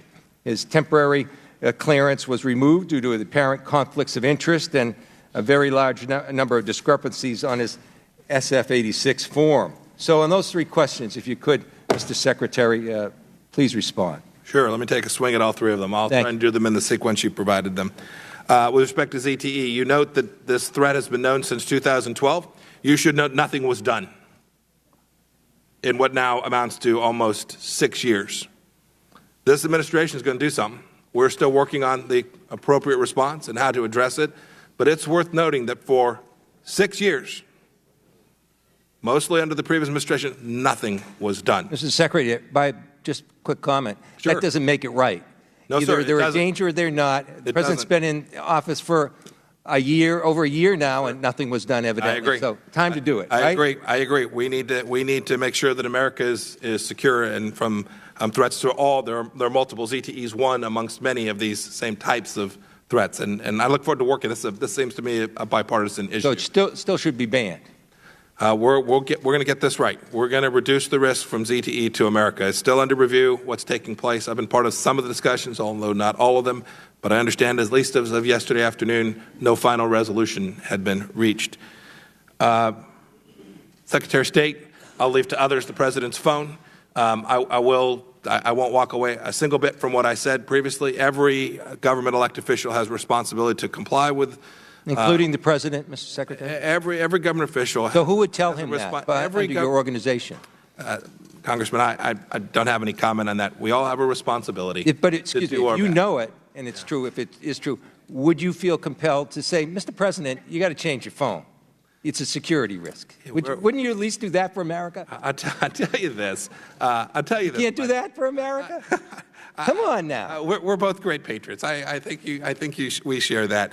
I'm going to do everything I can. You wouldn't tell the President if he had an unsecure phone, hey, Mr. President, you got to get a new phone. You wouldn't tell him that? Why wouldn't you tell him? I have managed for 16 months not to talk about conversations I've had with the President. Well, have you had that conversation? I do not intend to violate that principle today with respect to conversations between myself and the President. I'm going to take that, if you will, that you've never told the President, hey, you better get a new phone that's secure. I can't account for how you'll take it. I can only tell you that... you can't account for how he'll take it? I can't account for how... Who can? You shouldn't construe the absence of a comment from me one way or the other. Know this, every time I see a security issue, I try to do my best to fix it, whether it's something that I got wrong or someone else made an error as well. Mr. Mike McCall of Texas. Thank you, Mr. Chairman. And Secretary, it's great to call you, Secretary. It's great to see a friend and former colleague in the position that you are in, having traveled with you to the Middle East and Northern Africa. I've seen you and your talent as a diplomat, and we're just so proud of you in the House. With respect to the allegations about the Diplomatic Security Corps, I would just respond that nobody knows that issue better than you, having served on the Benghazi Commission, where our ambassador was killed in the previous administration. I sort of think you appreciate that issue probably more than anyone. And so with that, I'd like to move on to Iran. I mean, you and I talked about the JCPOA when we were in the Congress together. We had concerns about the ballistic missile capability. We had concerns about the inspections not being anytime, anywhere, no access to military installations, and the $150 billion that has gone into terrorism, that now we see the Shia crescent, as Netanyahu calls it, into Iraq, Syria, and Lebanon, and now Yemen. I know you have these E3 negotiations that apparently got pretty close to an agreement. I applaud the efforts to move forward with more leverage on Iran by lifting the sanctions in a 90 to 180-day time frame. Can you tell us about what the status of those negotiations are, and if there is any path forward to come forward with a deal with our European allies, the Saudis and Iran? So we're not very far along. We're only a handful of days post the President's decision to withdraw from the JCPOA. But a number of discussions have taken place at below the foreign minister level. I am planning for, depending on, frankly, my schedule, sometime in early June or mid-June to gather up with a number of partners, including the E3 partners, to plan our way forward. There is near perfect overlap in our values and interests on this. There is no dispute about the Iranian missile program, about its malign behavior, about the assassinations that were spoken about earlier. Everyone agrees to the problem set. We need to find a path forward together to address it. And economic sanctions get a lot of attention. They're important. They're an important tool, but there's a great deal more to that, some of which we can talk about in this setting, some of which we cannot, each of which needs to be delivered globally. So when you think about our allies here, it's not just the 3 Europeans. We have Arab countries in their backyard. We have the airport in Riyadh that has missiles landing in it. There are Americans going to land in the Riyadh airport within the next 12 hours. These are serious issues. We're simply asking Iran to be a normal country. Some said my remarks were fantasy. How about stop killing folks? It doesn't seem like a fantasy. We demand it of every country in the world. We certainly ought to be able to achieve that and get our partners to agree to help Iran be. Well, I think the President put the right man in the job to get that done. We have every faith and confidence in you. North Korea, you're one of the few, if not only American diplomats to have met with Kim Jong-un, which is an incredible experience, I'm sure. We know their track record.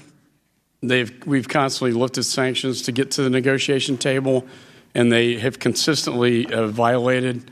They got out of the nuclear proliferation treaty, consistently pulled the rug out from under us. So what is your sense of the man himself, having that opportunity to meet with him? And what is your sense of any optimism that we can achieve a true negotiation that's good for the United States with him? So it is always with the deep knowledge of the history of the relationship and the North Koreans' unwillingness to honor their commitment that one begins any discussion on this. One eyes wide open that we have been fooled before and can't permit that to happen again. Having said that, the discussions I've had with them, he knows the file. He doesn't use notes. He is speaking. We have real conversations through a translator, obviously. We would have hard conversations about what America was prepared to do and how we might be prepared to do it. Our demands, the things we need from North Korea in order to achieve that, are real conversations, not stilted talking points as we've had in the past with the North Koreans. He's from a different generation and at a different time. And it's my hope that when he and President Trump get a chance to be together, that we can get the North Koreans to make this strategic shift about how best to serve the country, that the nuclear weapons program isn't in fact the thing that keeps the regime in power, but the thing that prevents the regime from being in a place it wants to be with economic success. No, thank you, sir. We go to David Cicilline of Rhode Island. Thank you, Mr. Chairman. Mr. Secretary, welcome to the committee. I have 4 questions that really require yes or no answer before I get to my other questions. Will you, as Secretary of State, do what so many other secretaries have not and recognize the genocide perpetrated by the Ottoman Empire against its Armenian citizens during World War I? Yes or no? I can't answer that. I don't know the answer. I'll review the issue. Okay.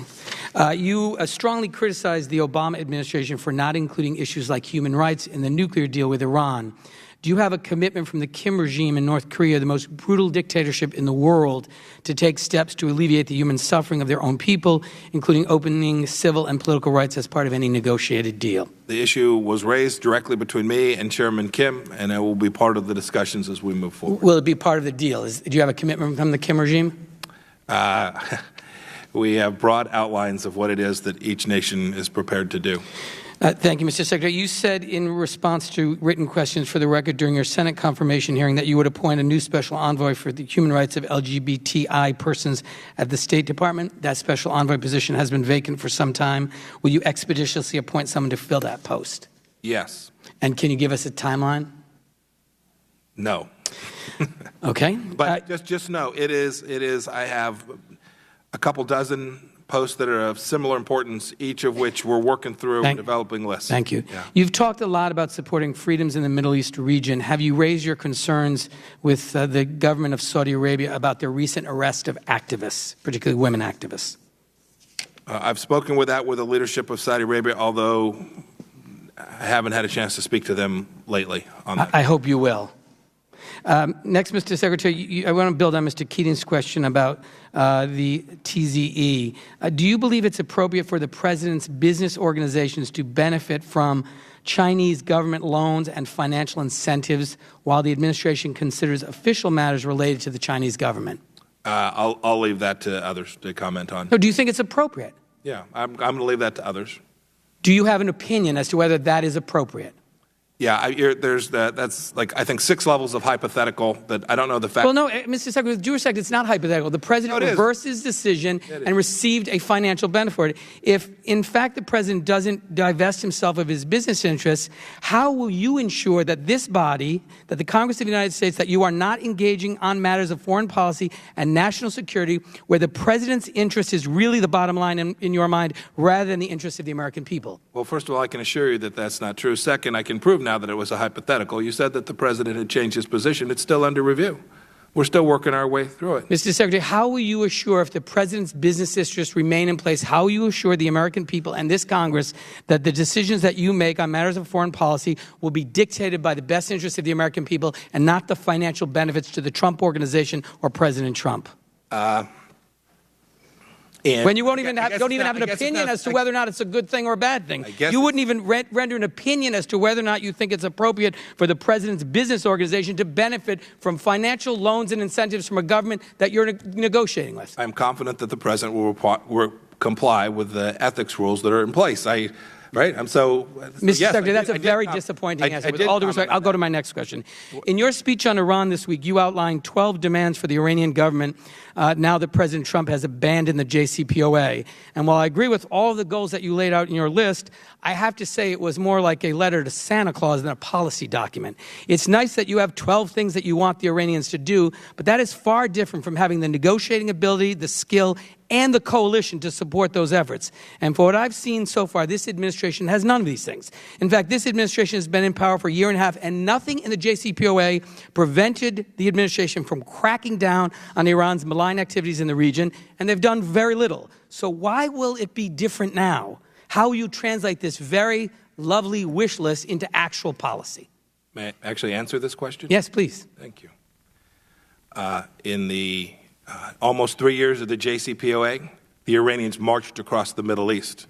They conducted heinous activities. I don't know which of the 12 asks you would like me to get rid of. Do you have a... No, Mr. Secretary, I'm asking, how do you take this list? Your administration has been in office for 15 months. Yes. They have done nothing to hold Iran accountable in any of this malign activity.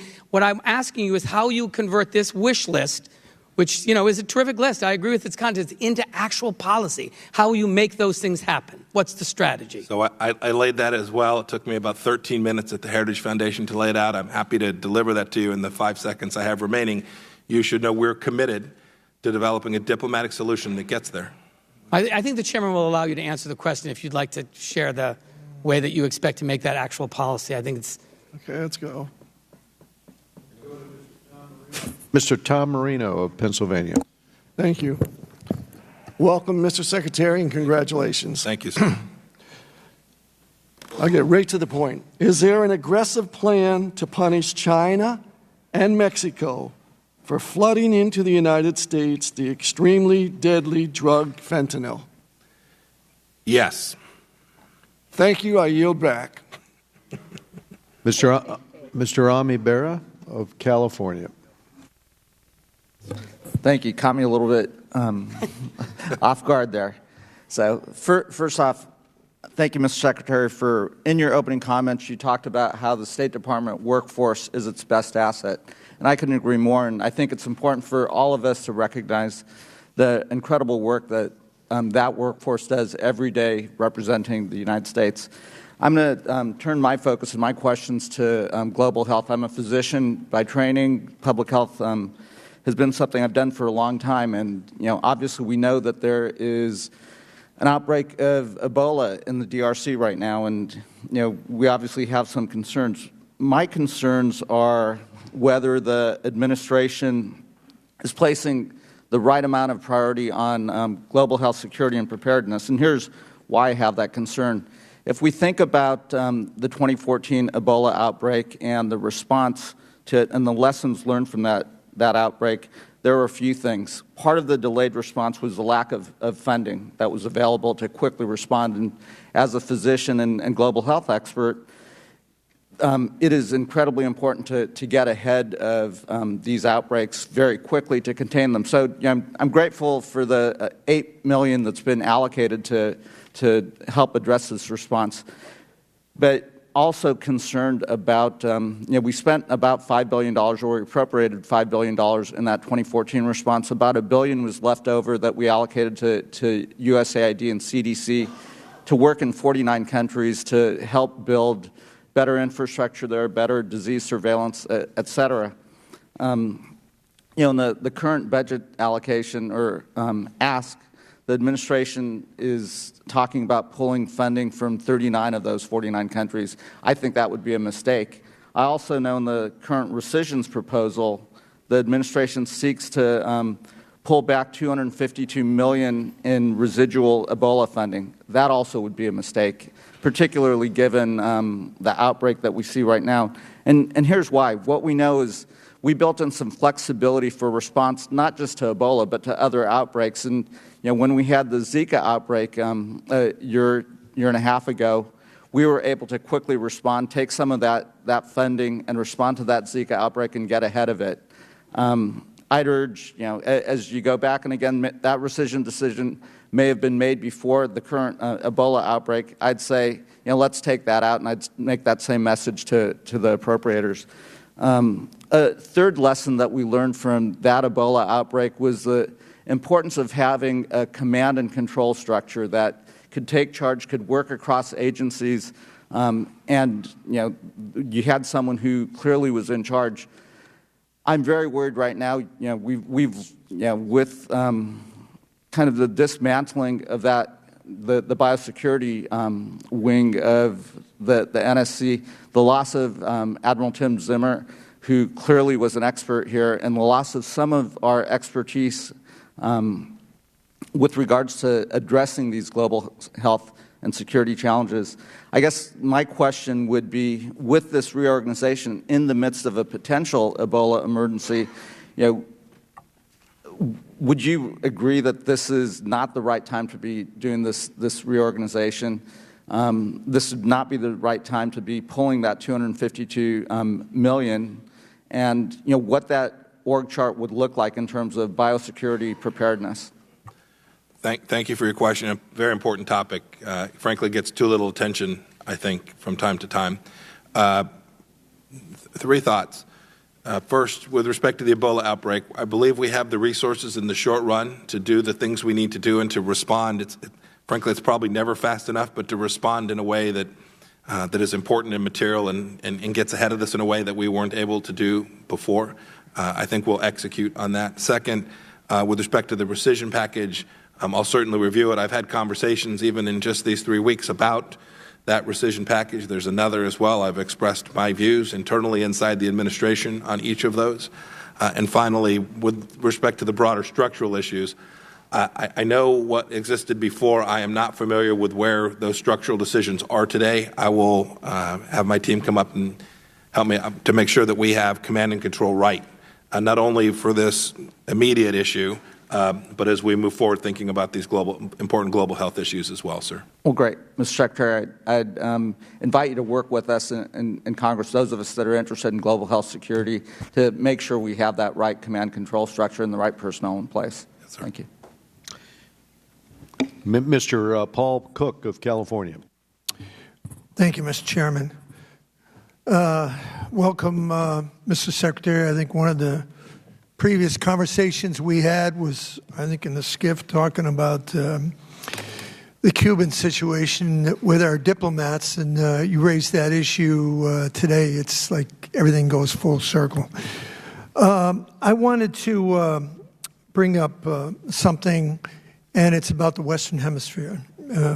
You got a lot on your plate. We got the upcoming conference, everything in the Middle East and everything else, but we had a group of us that went down to the conference in Peru, and the takeaway that we had, I think all of us, it was very, very bipartisan in nature, was that our friends in the region feel like the United States has abandoned them in many, many ways.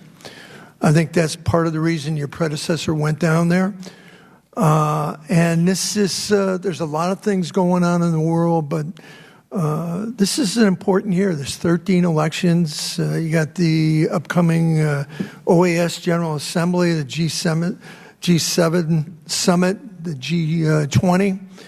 And they're all very, very nervous about a lot of things going on, particularly with the influence of China, China's money, their economic power, and how they are aligning themselves with certain countries. And the second, of course, is the Iranian influence, Hezbollah in some of the countries, and even some of the countries in the Caribbean, which, quite frankly, I think are aligning themselves with the Maduro government in Venezuela. Each one of those small countries has one vote in the OAS, the same as the United States. What I'm looking for is some kind of feedback. I know you got a lot on your plate, a lot of balls in the air, but what I was trying to convey to you is there's this feeling of a lot of the countries in the Western Hemisphere that we, as a longstanding partner, have kind of overlooked, ignored our allies. And I think it's incumbent upon us to reassure them and do something on that. Can you address that comment? I'm not as sanguine about their views of us having abandoned them. I've spent a fair amount of time there in my previous role. I had a chance to meet many of the leaders in those countries. I'm already in 3 weeks. I've met with a number of foreign ministers. I participated in the Lima Group discussions. Frankly, I found there to be a great deal of energy and shared vision for how things ought to proceed in Central and South America alongside of us. And so I'm very hopeful. I think there's enormous opportunity in that region, and I will spend a good deal of my time trying to build a team out. We have an Assistant Secretary now, close to being on board. The State Department will have Western Hemisphere at the top of its mind across many of these important economic and security issues. Yeah, and in line with this, foreign military sales. A number of the countries are concerned. Peru is, I think they're putting in a plug for the C-130Js. Very, very interested. And so I obviously am very, very concerned. Before in the past, we were much more involved in that. And as I said, there's a lot of countries, most notably China and Iran, that are involved in that. What can we do to increase foreign military sales in that region? I, for one, would advocate for working closely with them and encouraging them to purchase U.S. equipment that fit their country, that was the right tool set for them, for themselves and their security interests. I hope that we can, across the board, streamline the State Department's process connected with foreign military sales. There's much work to do. And I brought up this subject before in regards to NATO. You know, Eastern Europe, they're still relying on the parts from Russia. It's, you know, once you go with another country, you're going to be dependent on that. So I think we've got to look at that whole situation, or once they buy, they're going to be buying there for the next 5 generations or something. Thank you very much. I yield back. Thank you. Thank you. We go to Lois Frankel of Florida. Thank you. Welcome. Thank you.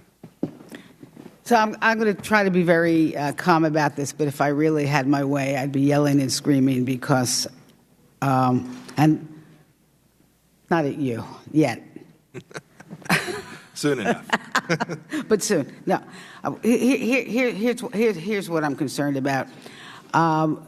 We've heard a lot in this committee about the undeniable link between the treatment of women and global peace and security, and also women's prosperity and that link.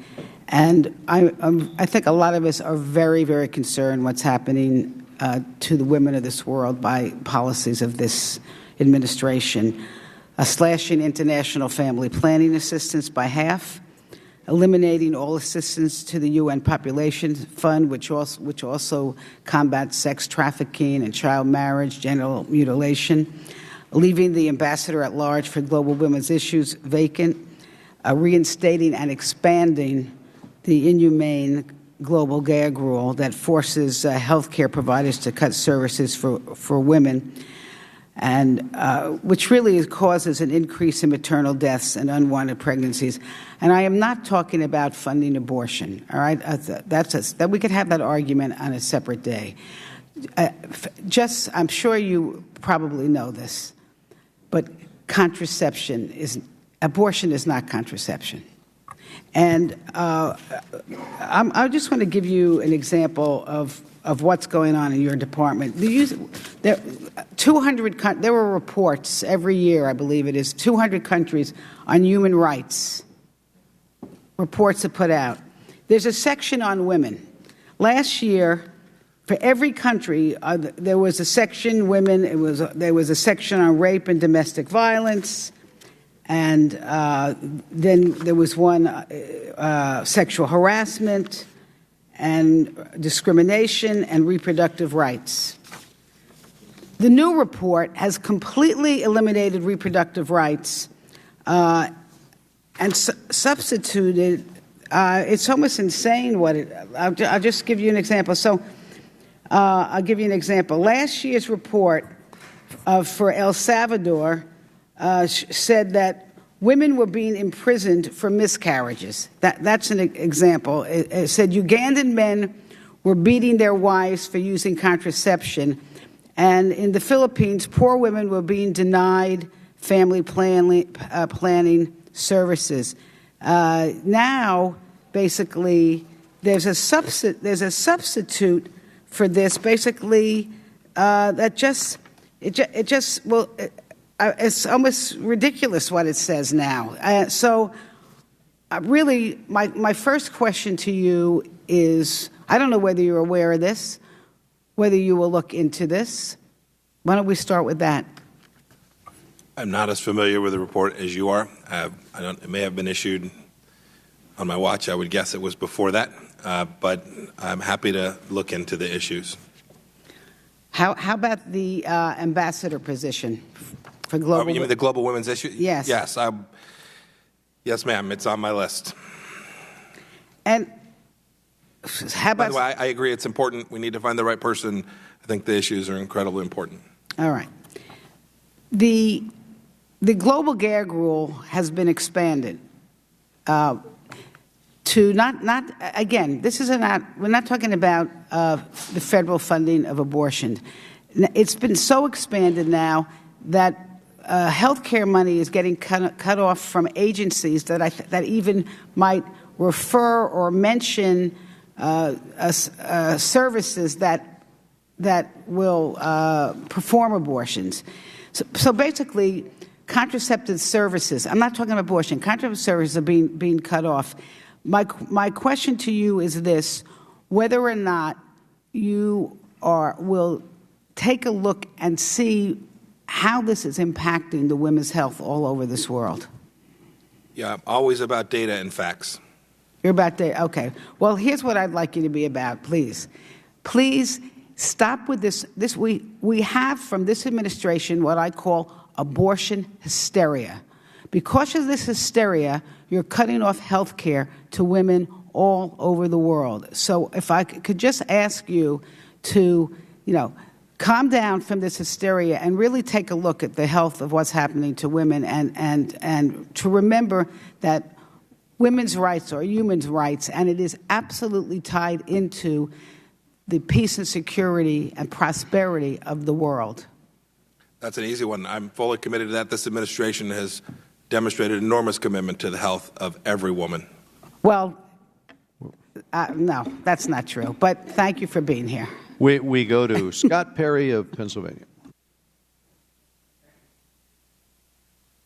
Thank you, Mr. Chairman. Mr. Secretary, welcome.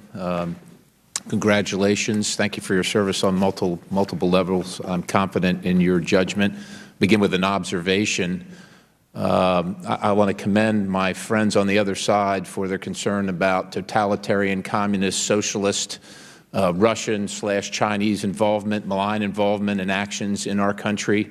The Bolshevik Revolution was in 1917, so for 99 years, I think it's fair to say that they have been silent on this issue, and maybe a strong case can be made that they actually helped the other side in this issue. So for 99 out of the last 100, I wish they'd have been where they are now, but I'm happy to see they finally got in the fight and they're here, and I'm with them in their concern.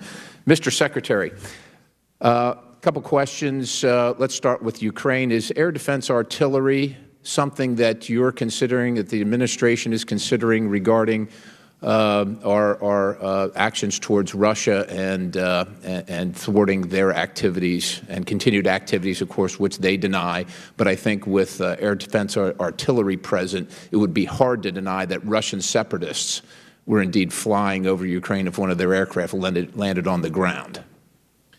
Is your question about what the Russians have moved into the... No, my question is whether we're considering either selling or providing air defense artillery in Ukraine. The administration is committed to providing the defensive weapon systems the Ukrainians need. I don't know with respect to any particular weapon system whether that's under consideration or not. Okay, and maybe we can continue the conversation along those lines to find more granularity in that and specificity.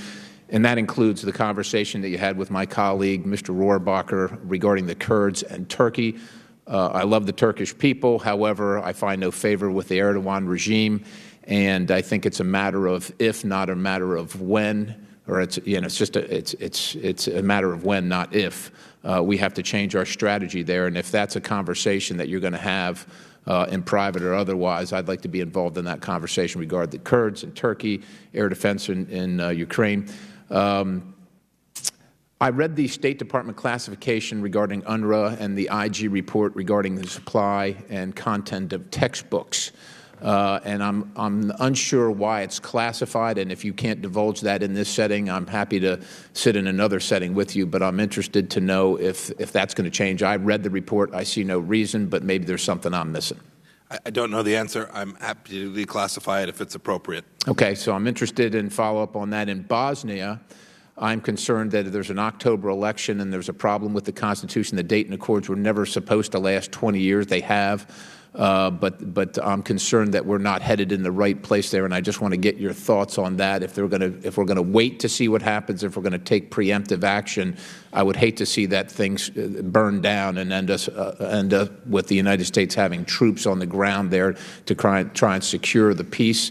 And also, if we're interested in pursuing putting some forces there, again, to thwart Russia, and if that's a consideration. So those two topics, sir.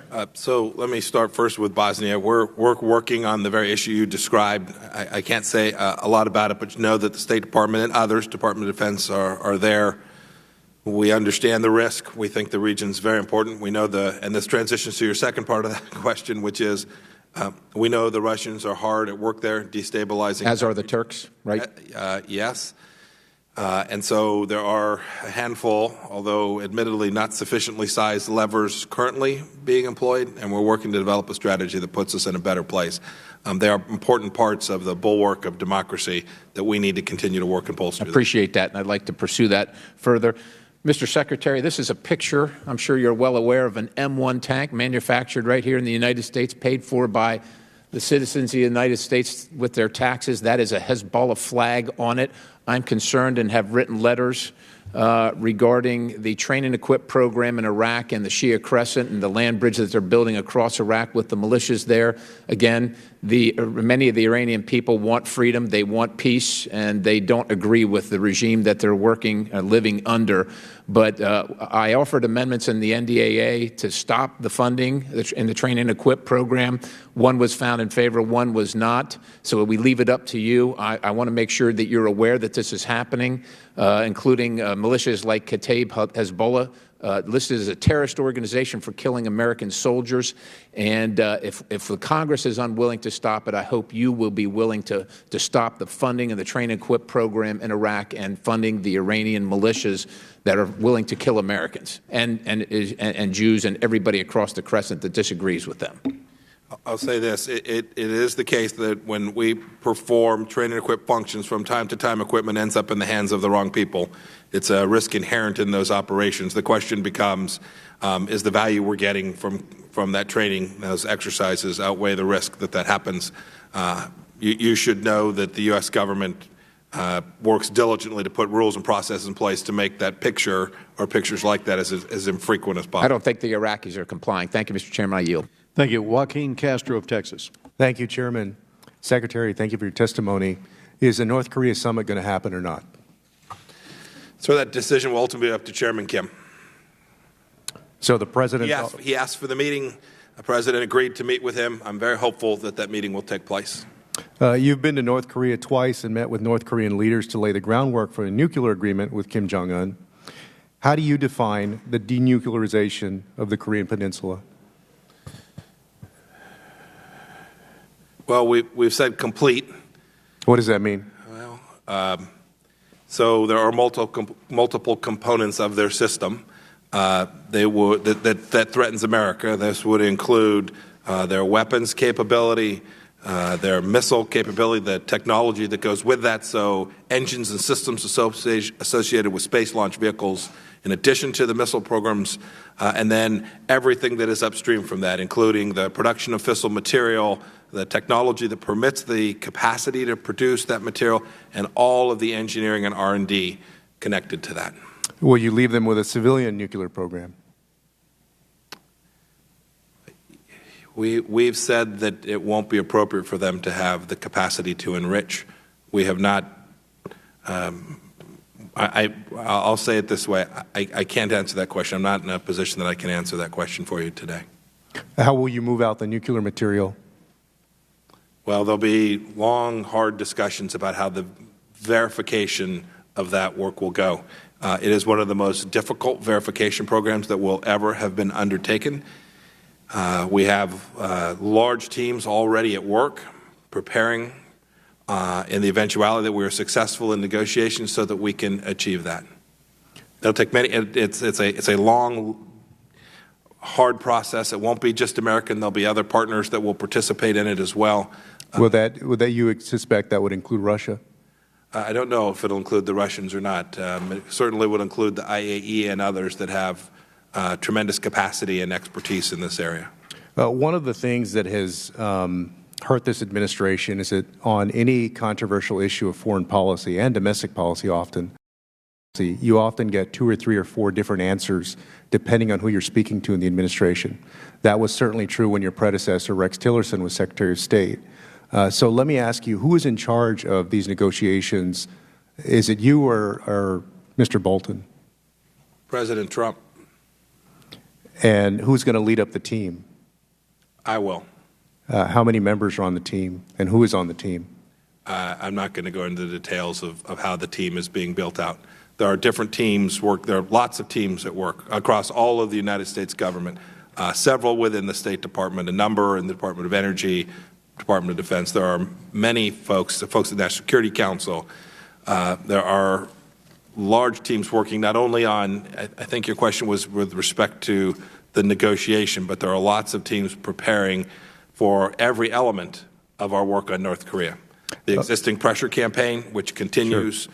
Our work to ensure that we're working alongside of our allies, the Republic of Korea, Japan, and China, to make sure that we're connected with them and developing a comprehensive strategy. There's a lot of focus on this summit. Well, I appreciate that. There's a lot of work to do. Well, let me ask you, I talked about getting different answers on very controversial and important and consequential issues. We saw a prime example of that the other day in the middle of a press conference when Mr. Bolton talked about the Libya model, which Secretary Mattis has also mentioned before, and President Trump corrected him live on camera, it seemed like. So let me ask you, since you're leading up the team, which approach do you take? Are you pursuing the Libya model that Mr. Bolton has mentioned, or do you think that's not appropriate here, as Mr. Trump has indicated? I don't think there's the distinction that you draw. The model that we have laid forth is a rapid denuclearization, total and complete, that won't be extended over time. I think when Ambassador Bolton was speaking about this, although obviously you'd be better to ask him, what I think he was speaking of is a comprehensive denuclearization that didn't take place in exchange in exchanges that worked along the way. Slow, years-long process where, in exchange for Act X, the United States sends a check across the transom. Well, does that include? Spoke about that. He's saying that's not our model, and it is indeed not our model. But does that include helping to remove him 2 or 3 or 4 or 5 years later? We are focused on denuclearization. The President's made clear that we're prepared to provide security assurances in exchange. If we can get America's interests safe and secure, we're prepared to do a great deal to ensure that we get that. Thank you. I yield back. We go to Mr. DeSantis of Florida. Thanks, Mr. Chairman. Welcome, Mr. Secretary. We had a great embassy dedication last week in Jerusalem, long overdue, very successful. The fact that we now are recognizing Jerusalem as Israel's capital, will you support allowing Americans born in Jerusalem to have Israel listed on their passports? You know, the team's looking at that. I don't know the right answer. I think the President made the right decision to recognize the reality of Jerusalem as Israel's capital. With respect to important but technical issues about how that will manifest itself, the team's going to give me their expertise, and I will present those options to the President shortly. There was strong opposition within kind of the rank and file of the State Department for the move to Jerusalem. When I traveled last year to look at embassy sites, pretty much everyone I talked to said it would be a total disaster. Now, that really hasn't happened. So is there an issue with groupthink in the State Department kind of at the career level that they're kind of in more of one mind, or do you have confidence that they're all on board to implement the President's agenda? You know, I think every team I've been part of, in the private sector, when I was a young lieutenant, every team always suffers the risk that the status quo is the path forward. So I view things like that. I saw at CIA too. I suffer it as well. And so when leaders make bold changes, I think teams sometimes lag in their understandings. And my observation so far in 3 weeks, the State Department, is you have a team that very much wants to get out and execute America's foreign policy as directed by President Trump. Great. In terms of what's going on in Venezuela, there's a pretty significant Cuban presence of military intelligence. Is that your estimation? I'm sorry, could you repeat the question? In terms of the situation in Venezuela, propping up the Maduro regime, is part of that the Cuban military and intelligence apparatus? In this setting, I can say there are a great deal of Cuban influence that is working alongside the Maduro regime. And it's not helpful to what America wants. It is. It runs adverse to U.S. interests, directly adverse to U.S. interests. The President, before you were Secretary, announced a really strong reevaluation of the Obama-Cuba policy. Not all of that has been implemented. When is all of that going to finally be implemented? May I take that for the record? I don't know the process or the timing, but I'll get the answer to you. Great. In terms of Iran, I think that your speech was great the other day, and I think the President's decision was the right one. How do we go about the Iran deal gave them a cash windfall. I guess we are going to now be moving to impose new sanctions. Are there going to be other things that have not yet been enacted into law that you're going to want Congress to do? Because it seems to me Order A has got to be choking off the money flow to this regime. So Congress has granted the executive branch a great deal of power to execute these sanctions already. I am, having said that, confident that we will come back to you seeking further authority to expand the scope of what it is we're permitted to do. It also goes beyond just the economic sanctions. There are designations. There are issues with respect to visas. There are a broad set of undertakings that not only the State Department but other elements of government can take to achieve what the President laid out, which is to deny Iran the wealth creation opportunities that have permitted them to threaten the world. The Iranian people obviously are not happy with this regime. I mean, this is a militant Islamic regime that's been really imposed on a relatively pro-Western populace, educated middle class. We see the protests. President has spoken out, I think, correctly. What can we do to help? Because it seems like the regime cracks down on the social networks. They don't want there to be a free flow of information. But I think it's certainly in our interest to empower people who view this regime as illegitimate and not representative of their ideals. It's long been a U.S. deeply held position that we will do the things we can to ensure that peoples all around the world have their human rights, their political rights, their capacity to express themselves.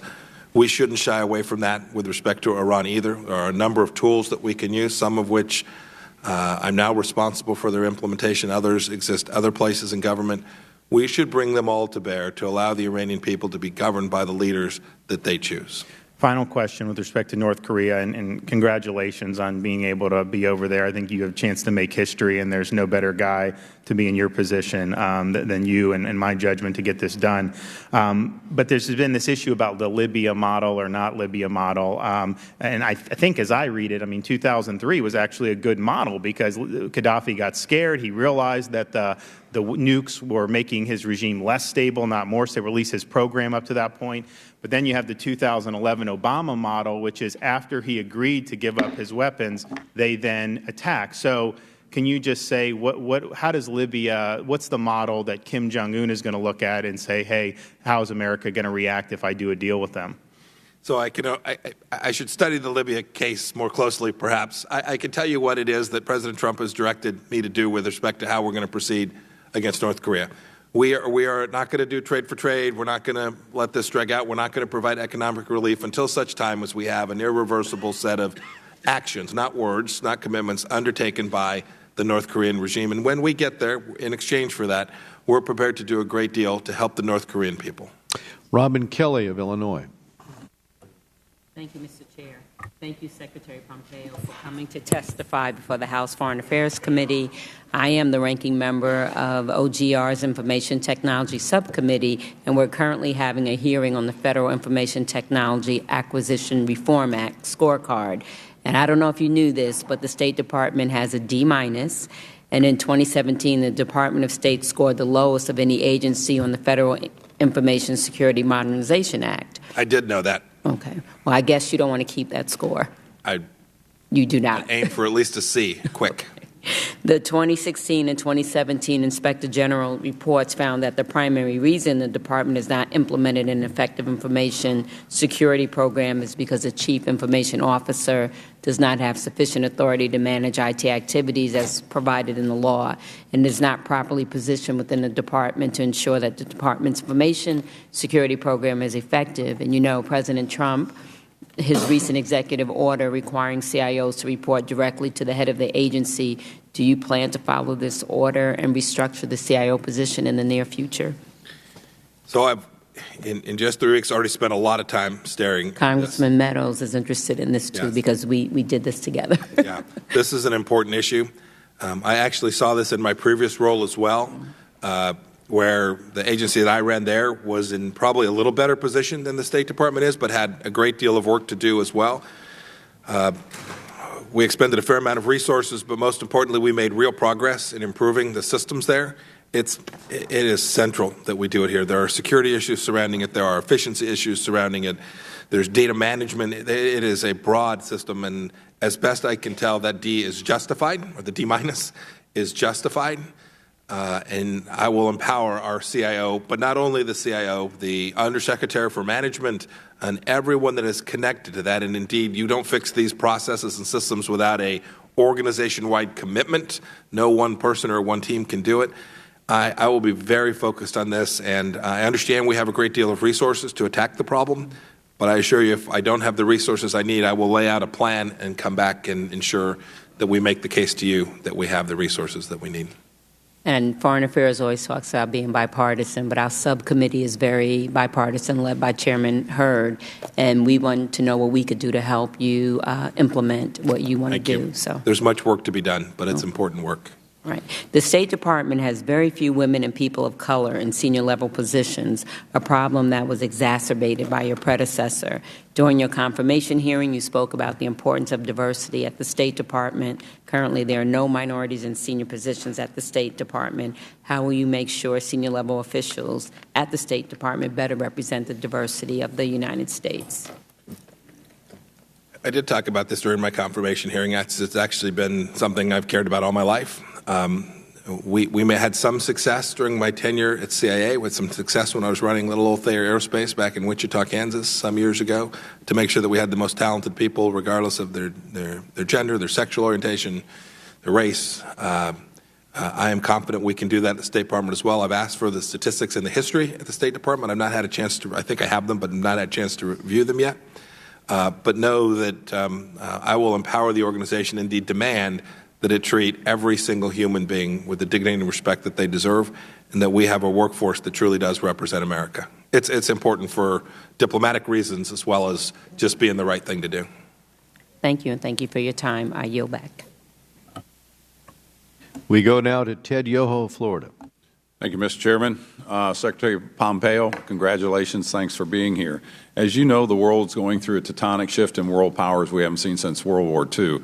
And the State Department and our United States government needs the tools to effectively counter and balance some of these rising powers, i.e. China.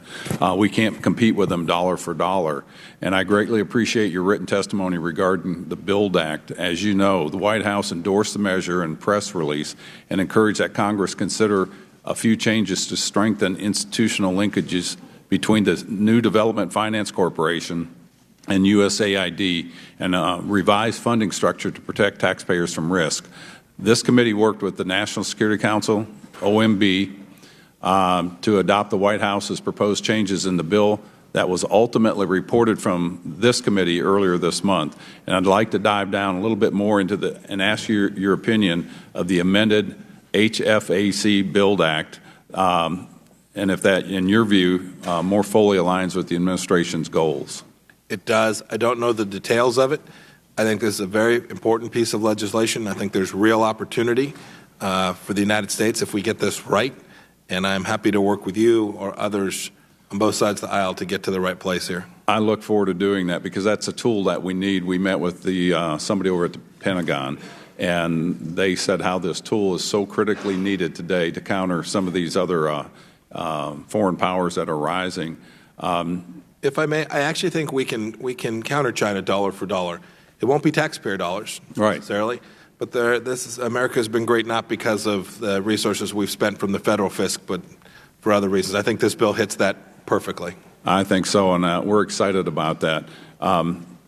So I'm glad to hear that because that was my next question to ask you. Let me ask you something else. Earlier this Congress, the House passed Chairman Royce's Cyber Diplomacy Act. This bill would establish an ambassador for cyber issues reporting to the Undersecretary for Political Affairs to ensure that the office covers the full range of issues in cyberspace. Former Secretary Tillerson presented a plan to this committee to create a cyber bureau. Do you plan to implement this proposal? I don't know. I'm looking at it. I'm aware of that proposal. There were several dozen proposals pending when I arrived. I'll take a look. I don't know the answer to that. Okay. Any information that we can provide you, I know they'll be happy to do that. So my second question was dependent on that one. Moving to North Korea, the President is scheduled to meet with Kim Jong-un in just under 3 weeks. This committee has led efforts to sanction the Kim regime, passing both H.R. 757 and the Countering American Adversaries Through Sanctions Act. These bills have paved the way for the administration policy for maximum pressure. How much more can be applied and needs to be done through the use of secondary sanctions? I'd like to hear your opinion. Do you think we've done enough with the other countries that are still dealing with North Korea as far as funneling money through their bank accounts? So that's an excellent question. We've actually made really good progress along multiple dimensions, getting the entire world to participate in this effort. Sure have. It was well done. Not me, others did this good work, but the world came alongside and has come alongside. Frankly, our focus today is to make sure that that doesn't change. There is a tendency, a historic tendency, when there are discussions taking place, and it looks like there's an opportunity for there to be a shift, for folks to back away from that, to make decisions to begin, for example, to rehire North Koreans that would remit money. We are spending an awful lot of energy working with those countries to remind them that this is a meeting, an important meeting, but there's a long way left to go, and the sanctions that are in place today need to remain.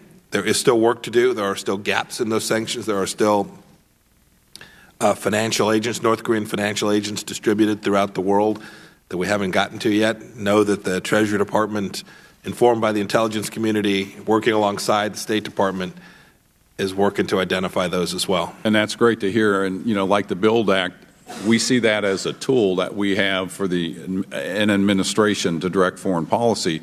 And so what we've done through this committee, and I chair the Asia Pacific Subcommittee, is to call out the Treasury Department why certain entities haven't been sanctioned. And one of the ones we're looking at, or two of them, are the Agricultural Bank of China and the Chinese Construction Bank. We'll go after the smaller ones, but I hope that you'll continue pressure on these larger entities, because no bank or entity is too large not to sanction, to keep that maximum pressure campaign. And I'm out of time. I look forward to working with you. Great, thank you. We go to Brandon Boyle of Pennsylvania. Thank you, Mr. Secretary. I want to ask actually about two areas that I don't think you've been asked for the entirety of this hearing. The first is with respect to Syria and the $200 million of the stabilization program. I am actually the co-founder and the co-chair of the House Free Syria Caucus, along with my colleague Adam Kinzinger. We have both worked a great deal on this issue, given its importance. So I was quite surprised, shocked, when the announcement was made that these funds were suddenly put on hold. I just want to describe a few things that our $200 million go toward. These are funds to ensure that the white helmet first responders can rush to the scene of an airstrike to save lives. And as an aside, having had a couple opportunities to meet with the white helmets, they are remarkable people, people who risk their lives to rush in to an area that has been bombed by the regime, even knowing the regime will then bomb them while they are trying to rush in and save lives. These are funds for the investigation and prosecution of persons responsible for the most serious crimes committed in Syria since March 2011, otherwise known as 111M, the UN Mechanism for Accountability for War Crimes in Syria. Funds for digital security for those who are willing to stand up to Assad's war machine. A project to counter violent terrorism, and a basic recovery for those in territory formerly controlled not by the Assad regime, but by ISIS. So these funds do good work and are important in terms of U.S. interests. So why was this funding suddenly put on hold, and what can be done to have that hold lifted? Thanks for the question. So that funding, the entire $200 million of that funding, is under review. I understand that there is a decision pending. I don't know what that decision will be, and I don't want to talk about the internal discussions that we had. I've met the white helmets too. I know the remarkable work they do. I know the remarkable people that they are as well. So we'll have a decision shortly. I'll say this. We have also been hard at work at getting other countries to provide support as well. This is a region surrounded by a number of wealthy countries, each of which has a direct interest in the same way that we do in making sure that once ISIS is completely removed from the battlefield, at least as an organization capable of holding real estate, that they don't come back, that we don't allow that real estate to be retaken. Let me just, since I only have a couple minutes left, switch to a topic that hasn't come up this entire hearing, and I think gets too little attention here on Capitol Hill, and that's Brexit. One of the great achievements of American foreign policy was the Good Friday Agreement. There is concern here on Capitol Hill, bipartisan concern, as well as concern in Ireland, in the UK, and in the rest of Europe, that one of the unintended consequences of Brexit might be the ripping up of the Good Friday Agreement. Given the severity of the situation, 32 members of the House of Representatives, again, both Democrats and Republicans, sent a letter to you requesting that a special envoy be appointed to Northern Ireland, so the position that George Mitchell held and that a few others have had subsequently. Will you appoint, or will the President appoint, a special envoy to Northern Ireland? I don't know. I haven't considered it. I'm happy to review your letter. You haven't considered the issue yet? I haven't considered whether we should appoint a special envoy or not. It hasn't. Yeah, that is very concerning. As I mentioned, 32 members of Congress have written on this issue. I believe we've previously been given positive indications that it was under consideration. So the fact that actually this issue hasn't been considered by the leadership of the Secretary of State, I would urge you to please consider it and to do so promptly as the negotiations right now are at a tenuous point? I'm happy to do that. Thank you. I yield back.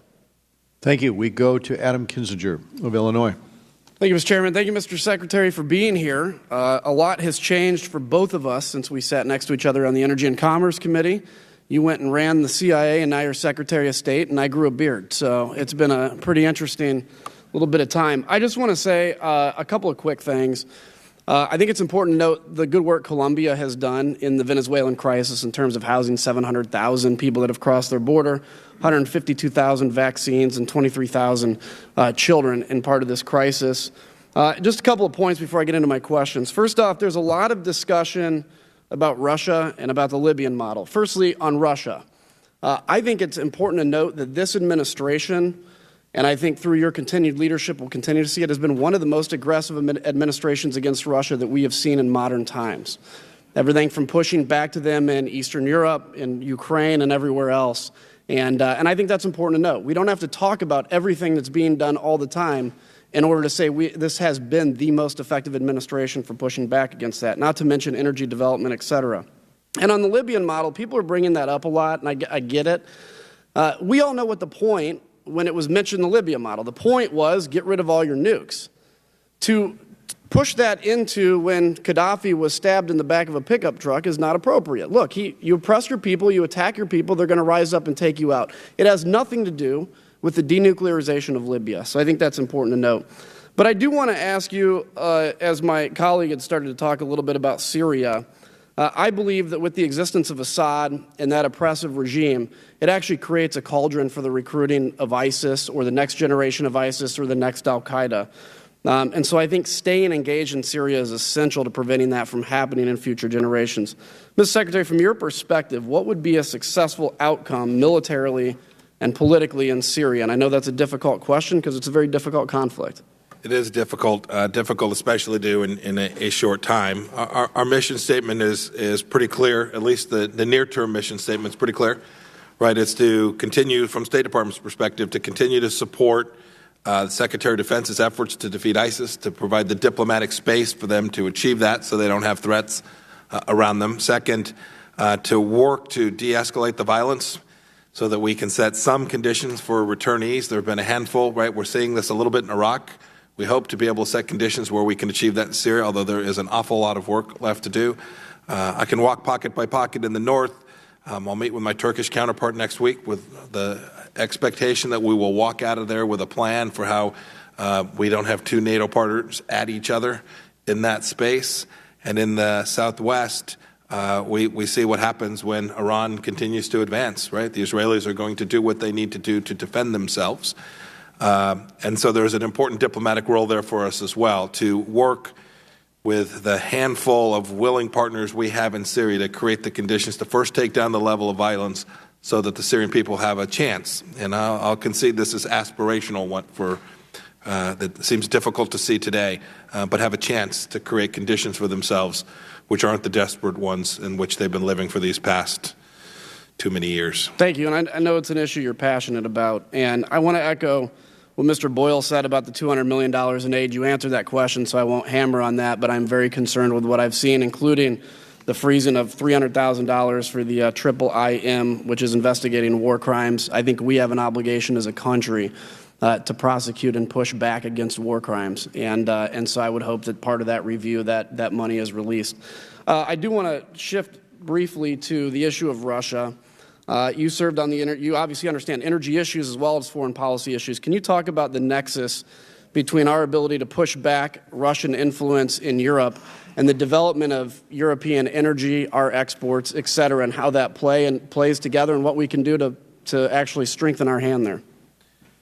So, Representative Kinzinger, this slightly simplifies it, but to the extent that Europeans are dependent or reliant upon Russian energy, it makes their freedom of movement in pushing back against Russia more limited. And it's a little more complex than that, but is a true statement at its core. We have the opportunity, the real opportunity, to decouple them from Russia across many dimensions, coming out of lots of the Caucasus, lots of different parts that can deliver this energy. America ought to be part of that. We should continue to push the Nord Stream 2 to be ended. We should not increase the dependence that Europe has on Russian energy. And if we can achieve those things, we will put Europe on a much more sound footing. So if there's a day where there is a crisis, where there's a real challenge, and Russia decides to use that tool to advance its interests, that there are substitutes or capacity that power, that lever that the Russians want to have won't exist. Thank you. Thank you for your time. I yield back. Norma Torres of California. Thank you, Mr. Chairman, and Secretary Pompeo. Welcome to Foreign Affairs. I wish you the best of luck in everything that you do. As a true American, I hope that you will represent all of our interests here at home and abroad. I want to talk to you a little bit about Central America. I know that you've been very, very busy working on issues with North Korea and the Middle East, and all of that is extremely important. I hope that you don't lose focus of what is happening in our backyards.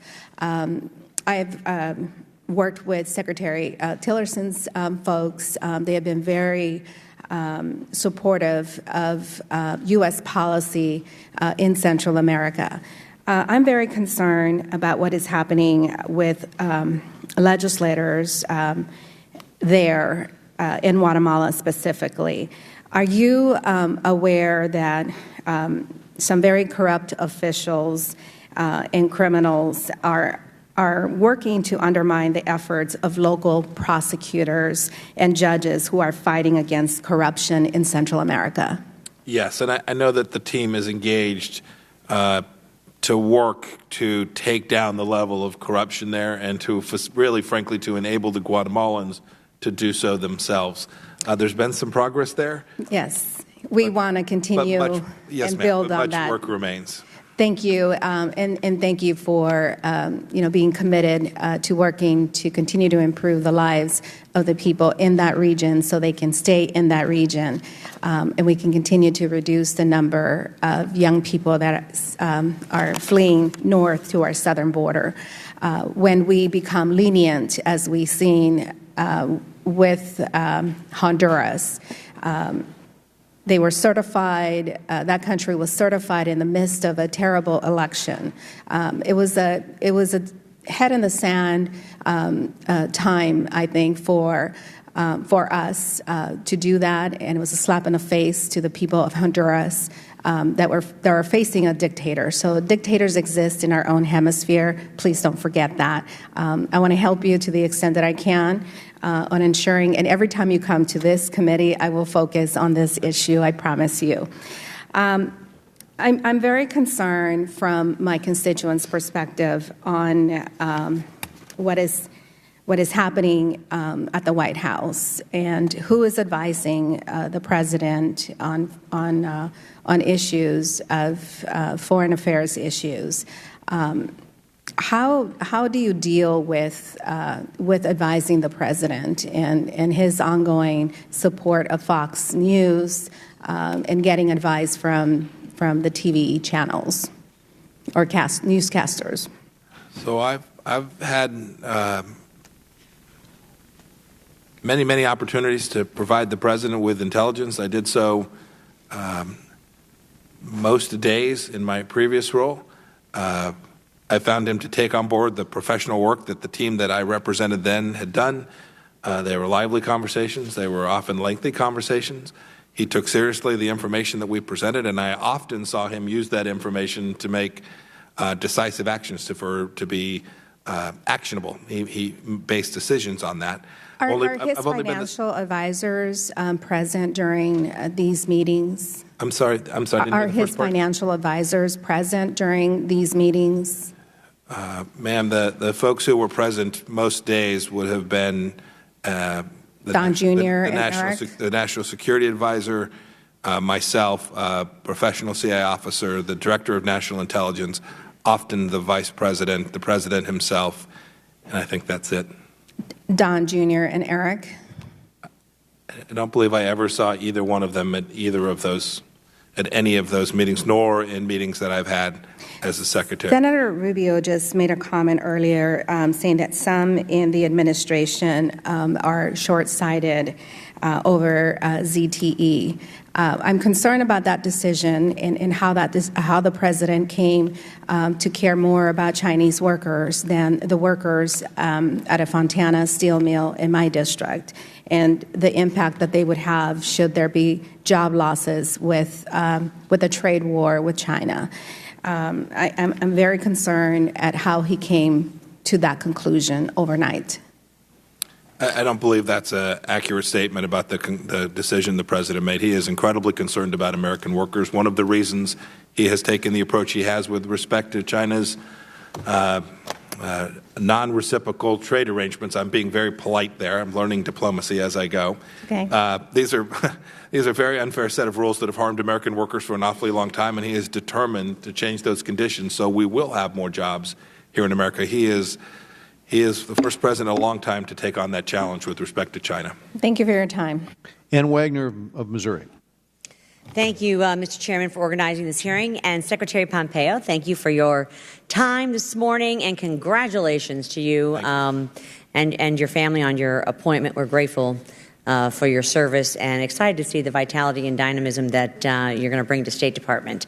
As a former U.S. ambassador and for 4 years and very deeply involved with the state. Last week, a bill that I sponsored, the Elie Wiesel Genocide and Atrocities Prevention Act, was passed unanimously out of this committee. And among other things, the legislation highlights the importance of mechanisms like the Complex Crises Fund, or CCF, which supports flexible, efficient responses to unforeseen crises overseas. I firmly believe that genocide prevention is possible and necessary, but we need to make wise investments in prevention that will save lives and taxpayer dollars over the long run. The CCF is one of those investments.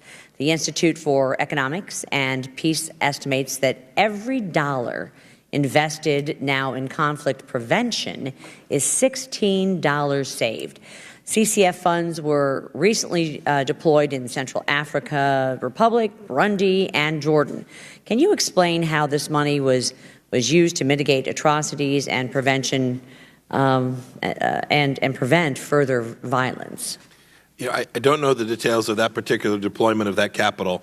But it is the case. I have the great joy now of being the leader of the organization that gets to do the diplomacy, that gets to do this good work, that can do conflict prevention.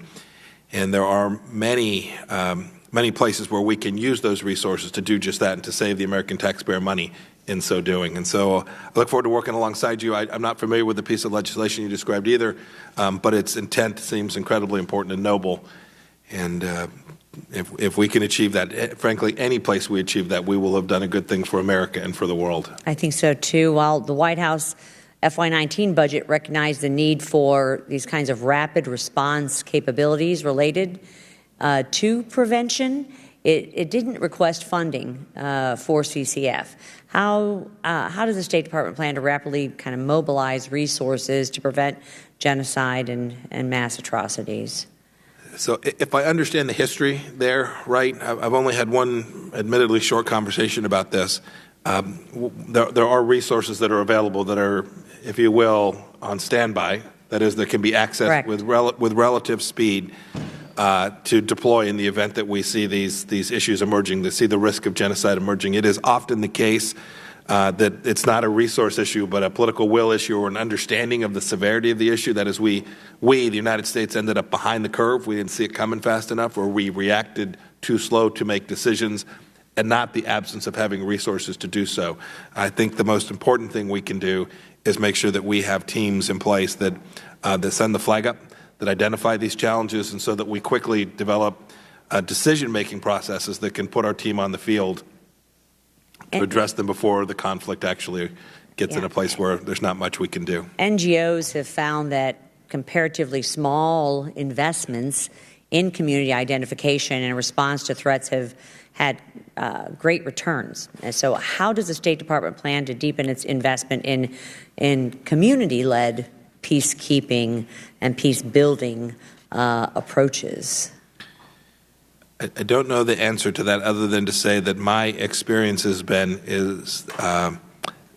the most effective peacekeeping missions have always been driven by folks on the ground, by local communities, by NGOs, where we've provided some assistance, sometimes financial, sometimes technological or management and leadership, but almost always bottoms up as opposed to top down, and I think that's what you're describing there as well. It is, and to me, prevention is the key here, and we have seen so many of these atrocities and the genocide occurring in many places in our the Rohingyas, with the certainly in Syria.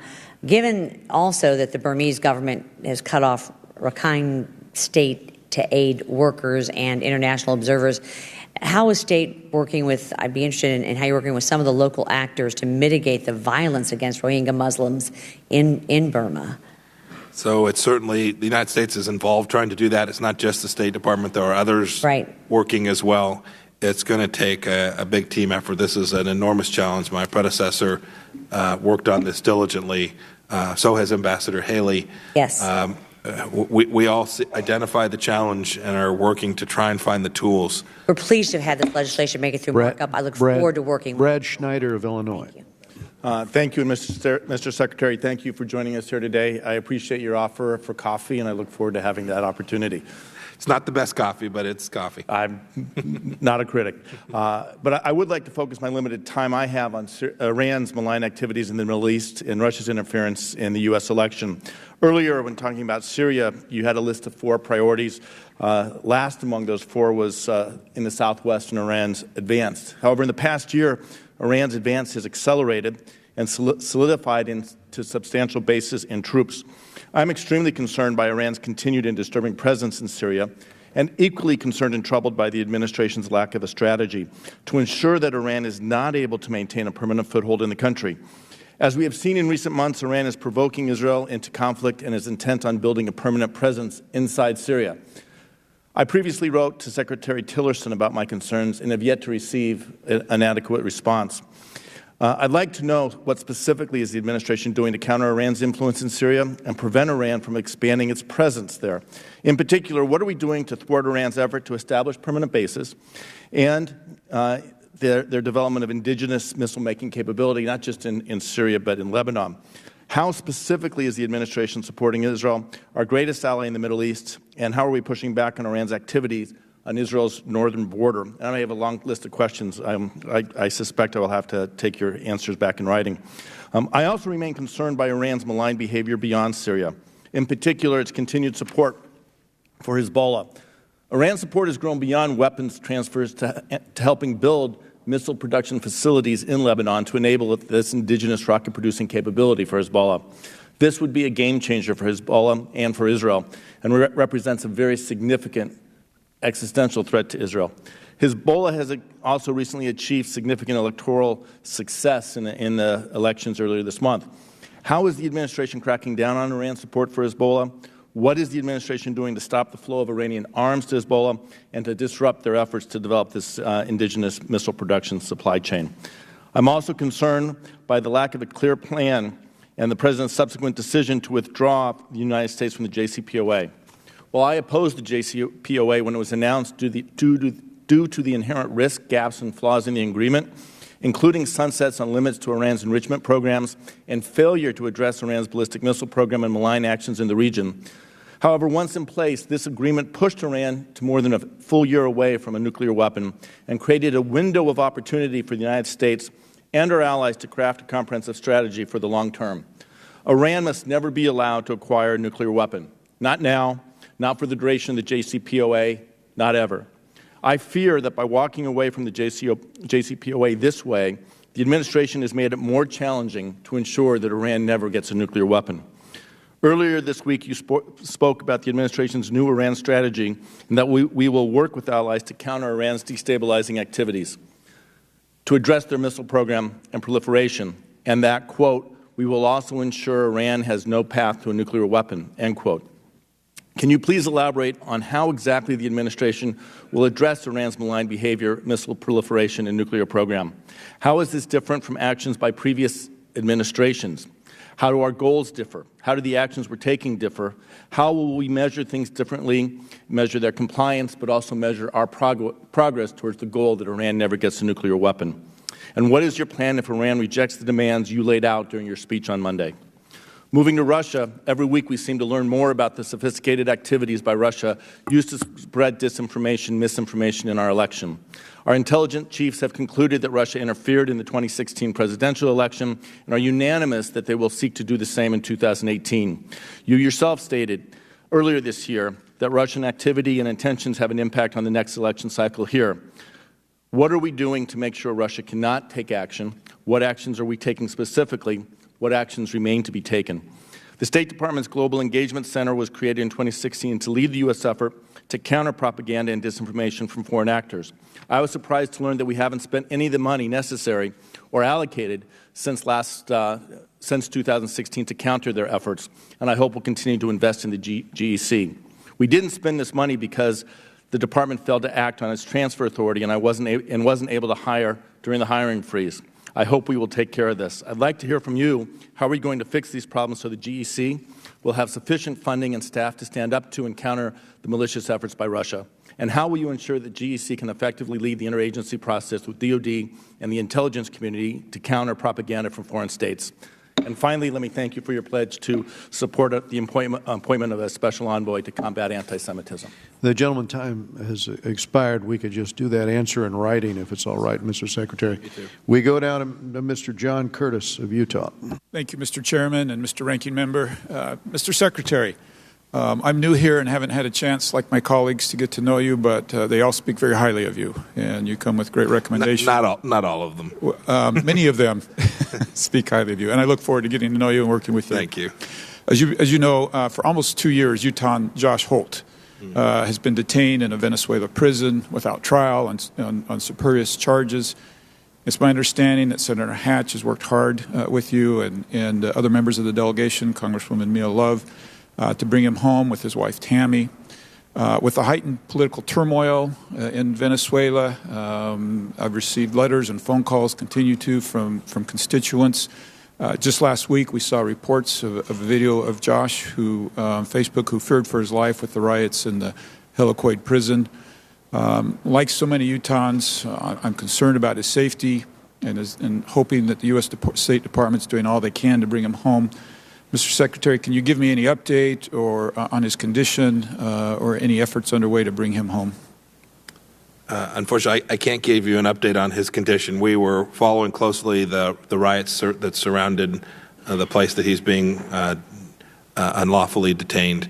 I have spoken with many in your delegation, yourself, Senator Hatch, communicated with Representative Love as well. Our team is very focused on getting his return. Unfortunately, we're going to have 2 of our seniors kicked out, so our capacity to reach them on the ground will actually be diminished. I'm very worried about that. Know that the plight of Mr. Holt is on our minds, and we're doing the things we can with the tools we can to encourage the Maduro regime to, at least in this one instance, do something right and send this fellow back. Thank you. On behalf of Utahns and his family, I thank you for keeping it top of mind and doing all within your power. Last Monday, you gave a bold speech and talked about pulling out of the Joint Comprehensive Plan of Action, the Iran nuclear deal. You insisted that Iran end all of its nuclear enrichment and close its heavy water reactors. You promised them that if they didn't, they'd see the strongest sanctions in history. Recently, I had a chance to travel in that region. As a matter of fact, I followed you through a few countries by a couple of days. Without exception, there's great concern in the region. And interestingly, I heard different opinions about staying in the deal, pulling out of the deal, but what was unanimous and was not contested is that the deal would lead to Iran having nuclear weapons, maybe sooner rather than later, but eventually having nuclear weapons. And that was unanimous among all the countries that I visited, which, as you well know, is totally unacceptable. in addition to the sanctions, what else can we do, and what else can I tell the Utahns to expect to move us towards a situation where we wouldn't have nuclear weapons there? So there are many tools in addition to the economic sanctions. There are designations of senior leaders that will impact those leaders' capacity to move around the world. Our efforts in Syria they're designed certainly to protect our friends, Israel, the Jordanians, and others. But to the extent we are successful in the counter-ISIS campaign, we also contain the space in which Iran can move with great freedom and set conditions in Syria, which will, for the first time in a long time, begin to call out Iran for what they're really doing there, which is not fighting terrorism, but rather working to expand their power. Iran moves in lots of parts of the world. We are aiming to build a global effort, much like we were successful at doing against North Korea, to call out the Iranians. So if there are Iranians working in countries, we're going to work to convince folks that they ought not be doing the things that create the wealth that, frankly, has been used in ways that the Iranian people don't want it used. Thank you. I agree with that comment about their influence. We hardly visited a country where you couldn't see an Iranian or Russian presence pressing on a border or in some way impacting that country. Let me quickly turn to North Korea. As a CIA director, you visited there. We have these talks coming up. It seems that the expectations have been elevated to anything less than world peace, is unsuccessful. What would you have me take back to Utahns about reasonable expectations? Just a really quick answer, please. At its core, this problem gets solved when these two leaders both agreed that the solution we're aiming for, complete denuclearization of North Korea in exchange for fundamental assurances for the North Korean regime, if we can get the two to agree that that's the end state we're working towards, we will have had a good day. Thank you. I yield my time. Tom Swazi of New York. Thank you, Mr. Chairman. Mr. Secretary, thank you so much. You have an enormous portfolio. Who would you consider to be your main point person on Afghanistan and Pakistan? So we have a number of people. We have Ms. Wells working on it. We have our ambassador in Kabul, Ambassador Bast. We have our ambassador in Islamabad, Ambassador Hale, each of whom is working on implementing, at least for the State Department's piece, working on delivering the President's South Central Asia against the President's South Central Asia strategy. You know, so I have the great honor of also serving on the Armed Services Committee, and it's clear to me that we really have a military strategy to clear and hold in Afghanistan. It's a well thought out, it's a comprehensive strategy. It makes sense. I've supported the administration's efforts there.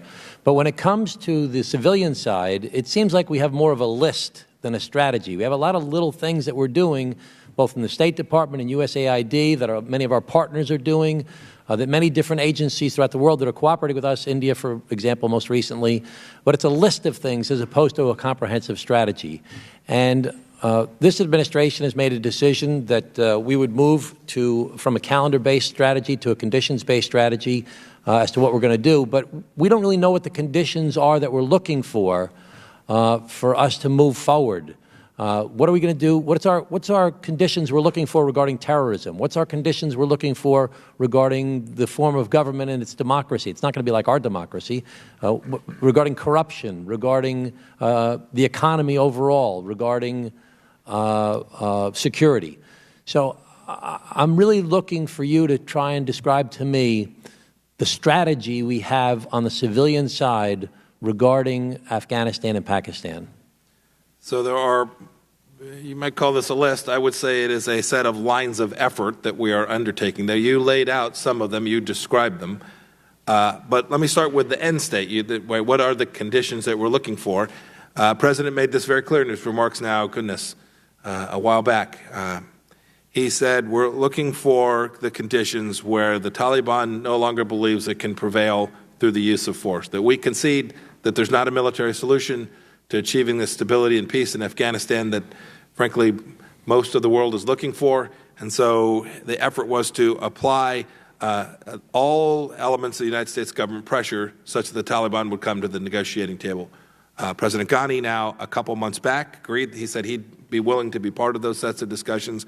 Now we need to find the right leadership inside the Taliban to participate in those discussions. And then we've got to bring lots of different groups to bear. If you've been there, you know we have lots of different groups that need to view being part of the solution as getting for them and their region, their particular ethnicity, right? Get all of those understanding that peace gives them a better outcome than the place Afghanistan's been for the last at least 16 years. But, Mr. Secretary, respectfully, this is obviously such a complex issue, and there's so much that needs to be done to create an Afghanistan government that will be able to provide for its people.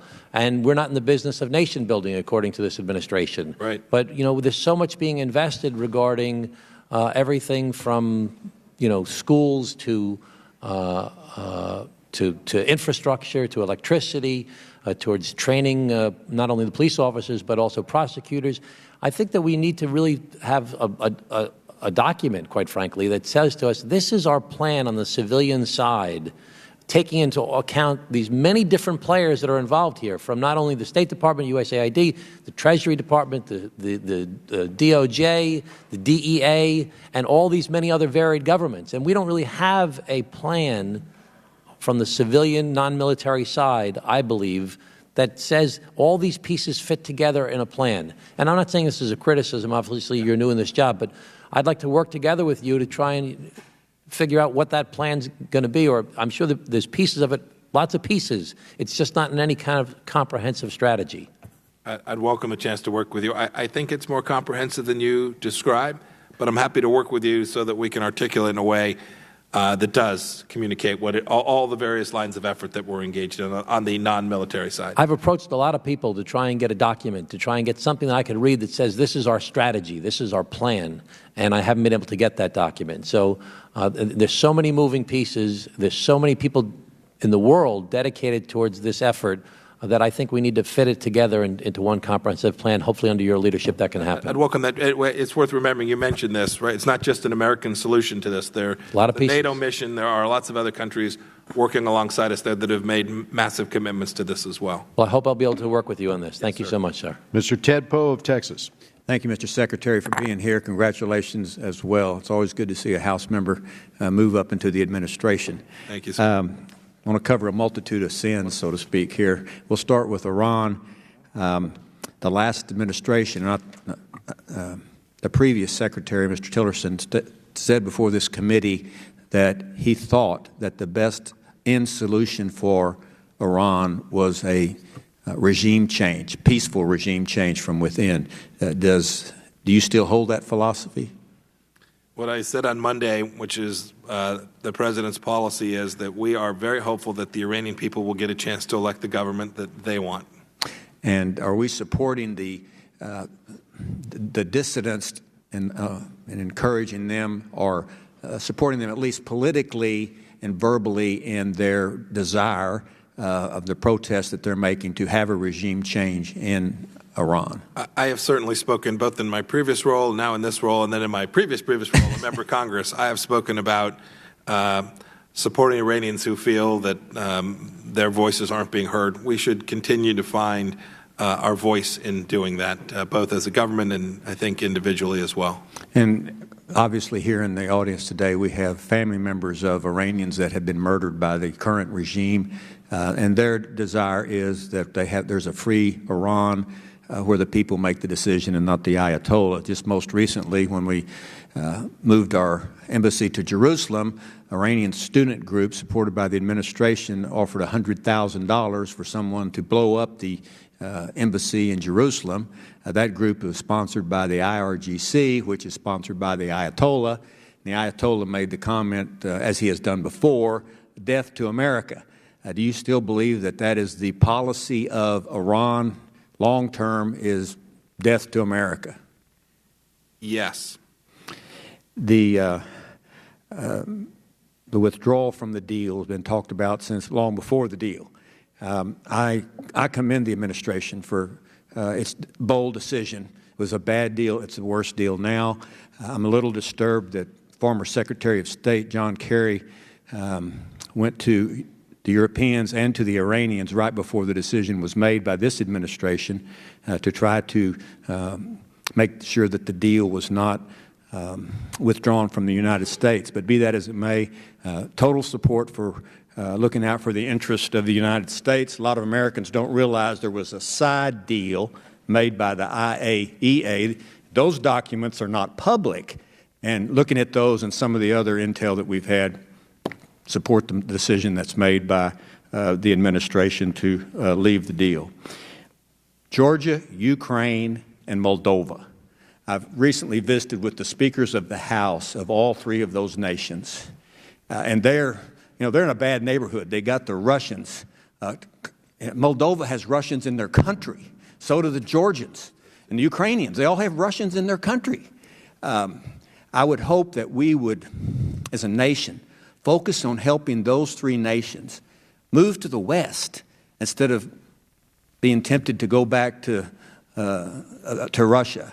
Those speakers of the House of those three countries are coming to the United States this summer. I hope that there's time on your calendar to meet with them if that is possible, so that we can encourage them and help them to be a free country as opposed to one that's still influenced by the Russians.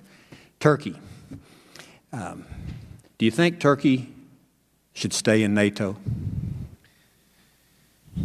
Representative Poe, they have been an important NATO partner. If Secretary Mattis was sitting here, he would say we need them to be a NATO partner. I would agree with that assessment. We need their behavior to reflect the objectives of NATO, and that's what we're diligently working to do, to get them to rejoin NATO in a way, with their actions that fit, that are consistent with what we're trying to achieve in NATO, and not take actions that undermine its efforts. Mr. Connolly and I are on the U.S. delegation to the NATO Parliamentary Assembly, which meets this weekend. I hope we can bring up this subject of NATO being a bad child of Turkey being a bad child of NATO. Most recently, they have purchased or received S-400s from Russia, missiles, which violates sanctions by the United States on Russia. At the same time, they want to buy F-35s. Your department makes the decision on whether or not they will be allowed to purchase F-35s. Have you made that decision yet? I have not, and we continue to work to keep the Turks in a place where they don't actually acquire the S-400. I don't believe they have it yet, and we're hopeful they'll never take possession. All right, thank you. We go to Ted Lieu of California. Thank you, Mr. Chair, and thank you, Secretary of State Pompeo, for your civilian service as well as your military service. Thank you, sir. I also appreciate you being here today and agreeing to testify. I'd like to ask you about the conflict in Yemen, but before that, I just need to ask you a few questions about official statements the President of the United States made this morning on his Twitter account. He said there is a criminal deep state, and as you know, Representative Nunes has said he's also going to investigate the State Department. Do you believe there is a criminal deep state at the State Department? I haven't seen the comments from the President. I don't believe there's a deep state at the State Department. Okay. Thank you. You formerly served as CIA director. Do you believe your colleagues at the CIA are part of the criminal deep state? You know, this term deep state's been thrown around. I'd say this, the employees that worked for me at the CIA nearly uniformly were aimed at achieving the President's objectives and America's objectives. Thank you. And that's your experience also when you interact with colleagues at the FBI and Department of Justice as well? Yes. There are always exceptions to every rule. I've never led an organization that didn't have bad actors. I don't think any government organization is exempt from having malfeasance as well. But in general, you're confident that the members of the various agencies are honoring their oaths to the United States Constitution? Yeah, in general, yes, sir. Thank you. I'd like to ask you now about Yemen. As you know, the war in Yemen is now the world's worst humanitarian disaster. Over 22 million people are now at risk of starvation. 8 million don't know where their next meal will be, and every 10 minutes a child dies of preventable causes. So the U.S. is involved in Yemen in two ways. One is we are striking terrorists. I don't have a problem with that. But the other way we're involved is we are assisting the Saudi-led military coalition. And again, I don't have a problem with assisting our allies, but I do have a problem when that coalition is killing large numbers of civilians through airstrikes that are nowhere near military targets. And as of last September, more than 5,000 civilians have been killed, the majority from these airstrikes. In 2016, the State Department, its lawyers, wrote a memo saying that because we're refueling these planes, these Saudi jets, and also providing them other assistance, that U.S. personnel could be considered a co-belligerent and liable for war crimes. I know you just came out as Secretary of State. Wonder if you've had a chance yet to read that memo. I have not. At your convenience. But I will. I will review the memo. Yes. I appreciate that. And if you could also make a request to your State Department to see if members of Congress could also review that memo in a classified setting as well, that'd be appreciated. Have you've not had, I take it you've not had a chance to see it? We have not. Yes, sir. So if you could make that request, that'd be great. I will review that, absolutely. Thank you. So when this conflict first started, we had all these airstrikes from Saudi-led coalition. And what it turned out is that it's not that they were trying to hit a Houthi vehicle that was moving, they missed and struck a bunch of civilians. What ended up happening is they intentionally struck those civilian targets. So they struck hospitals, weddings, schools, markets.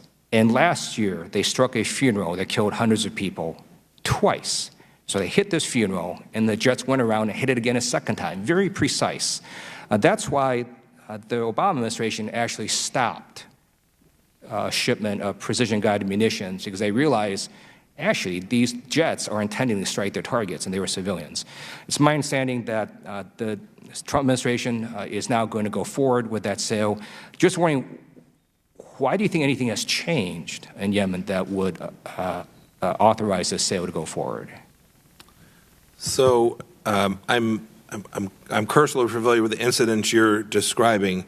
There are a very rigid set of rules that are thought deeply about in every national security agency that I've been part of at the CIA before, now at the State Department, with respect to providing munitions to organizations that are intentionally engaging in civilian targeting. We have a complex set of rules and prohibitions. We would never do that.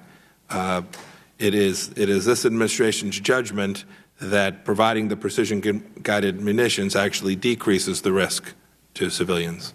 And it's for that reason we think this actually makes sense, certainly for our allies and partners, but also for citizens that are engaged in ordinary activity inside of Yemen. And if I might, this administration has also taken serious action to do our best to reduce the humanitarian crisis that is Yemen as well. We've not resolved it, but we've made real progress. Thank you. Tulsi Gabbard of Hawaii. Thank you, Mr. Secretary, for your testimony and for sticking it out. As you know, there is no more urgent or greater threat to my constituents in the state of Hawaii and to this country than the threat of nuclear weapons coming from North Korea. As we meet today, we are literally at a historic moment in time where we have a brief window of opportunity to peacefully denuclearize North Korea. Chairman of the Joint Chiefs of Staff, General Dunford, has remarked numerous times about how pursuing a military option with North Korea would be horrific on a scale not seen since World War II. I commend your travels to meet with Kim Jong-un to lay the groundwork for these negotiations with the goal and objective of verifiable and complete denuclearization of North Korea. This path forward should not be riddled with politics. There is far too much at stake here. It's unfortunate that some of our colleagues and some of the media are against this meeting and trying to undermine this meeting from happening, trying to say that we should set preconditions that are unrealistic or that the North Korean leader does not deserve to meet with the U.S. president. They're clearly out of touch with the reality that faces my constituents in Hawaii and the people of this country and the urgency and the seriousness of this threat. They believe that somehow we should not be meeting with people who may be our adversaries or who are dictators or leaders of countries that are not our allies, even as we are trying to further the cause of peace. This attitude is dangerous and short-sighted and can only lead to more war and suffering. There are numerous examples throughout history, JFK, Nixon, peace agreements between Israel, Egypt, Israel and Jordan, Reagan, Gorbachev. There are many examples of leaders making this step to meet with those that may be their adversaries to further the cause of peace. So I encourage you and hope that you will continue your efforts and that the meeting between Kim and President Trump moves forward as planned so that we can achieve this historic moment of denuclearization with North Korea. I've introduced a resolution that's before this committee, HRES 861, that has bipartisan support and co-sponsorship that states this sense of Congress in support of the efforts that this administration is taking to achieve this goal of denuclearizing North Korea. In the time remaining, I'm wondering if you can share more insights and details on your meetings and the administration's desired framework. You talked about earlier security assurances for North Korea is something that they have set as a requirement in order to achieve denuclearization. What does that mean and what does that look like? So first of all, thank you. I'm hopeful, too, that the meeting will progress. You identified a number of situations throughout history where conversations with adversaries worked.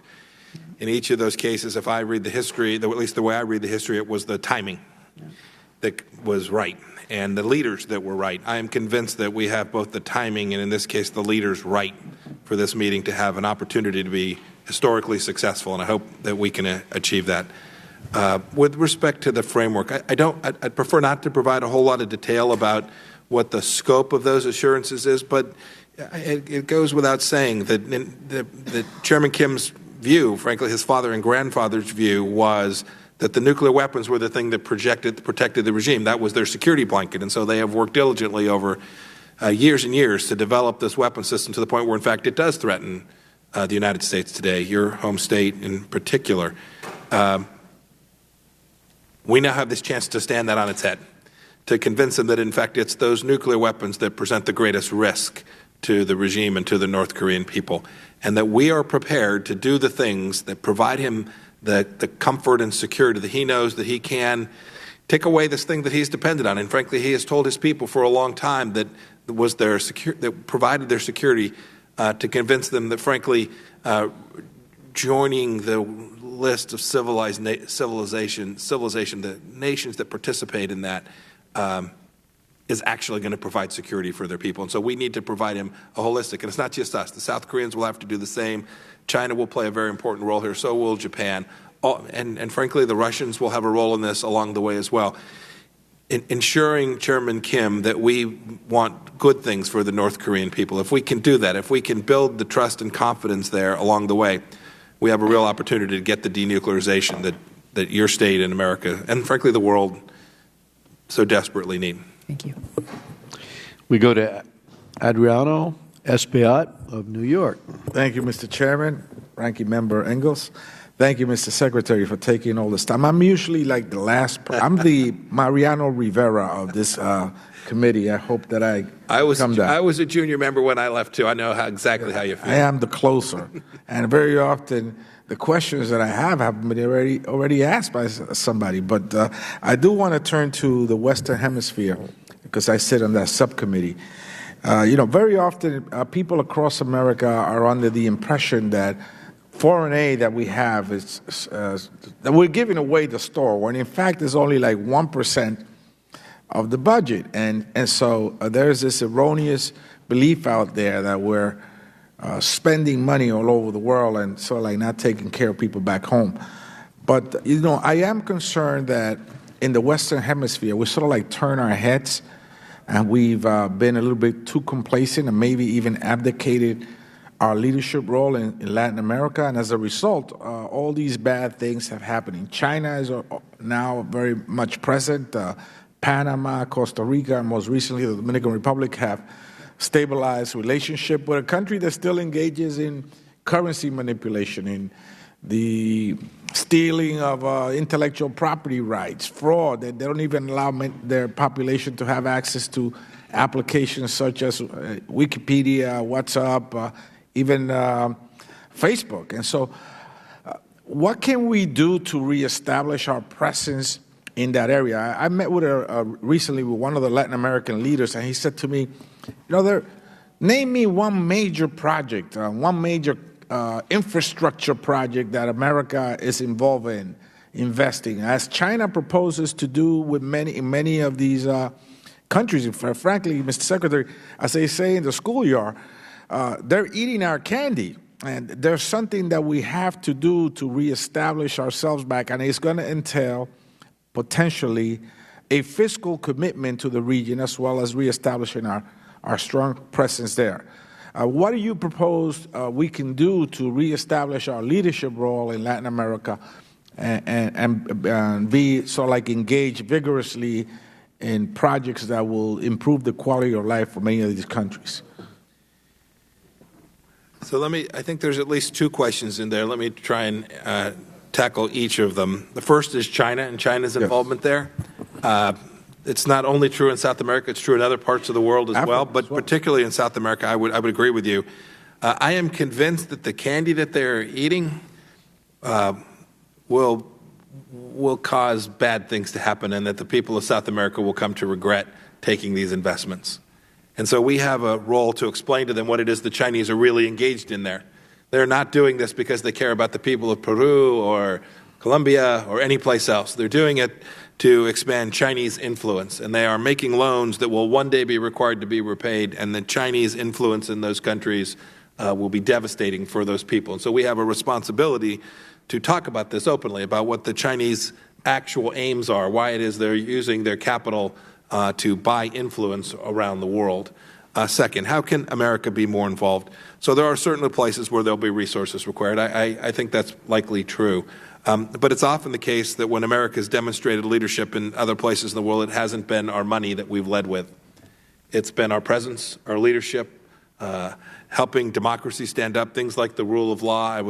I'm always reminded when I was the director of CIA, I had one of my counterparts in a very difficult part of the world tell me, America spent a lot of money here, they've done a lot of things. The most important thing America did was they worked alongside our officers to show us what it means to work in a democracy, how to do the right thing, how to get every day, go to work, and the intrinsic core of who the American people truly are. And so I do think it's important that my team that are working out of embassies and consulates around the world is out there every day, interacting, engaged, proudly talking about the things that America does and how we do it. If we do that, I think we can have an enormously good impact around the world, but certainly in real opportunity countries in the Western Hemisphere as well. One quick last question. If the threats against Israel continue to mount, will the administration consider examining whether to increase current funding at an adequate level?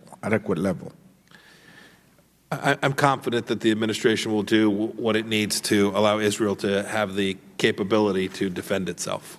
Thank you, Mr. Secretary. We go to Mr. Jerry Connolly of Virginia. Thank you, Mr. Chairman, and welcome, Mr. Secretary. I was just reflecting on, I've on and off been working here in the Hill for 20 years. You're my 10th Secretary of State, so welcome, and good luck in your new assignment. That puts the mean at roughly 2 years. I'm going to try and beat it.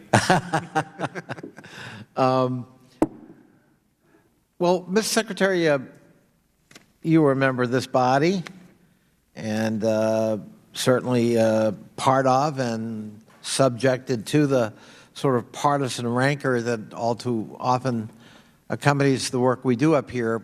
Now you're in a new role, and I want to give you a quick opportunity to comment on how you see that new role in terms of working with Democrats. Yeah. Who also love their country. Yeah.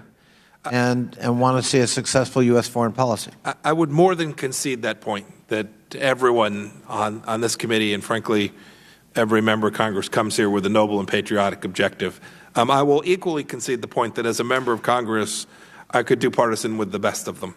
And I understand that we all had constituents that had different views, and we did our best to represent them. I hope that during my time I did that for the people of South Central Kansas. They might well have had different views than the people of your district or other members' districts. I hope, and there were exceptions to this, but I tried every day to do that with dignity and respect. I didn't always quite achieve it, but I tried.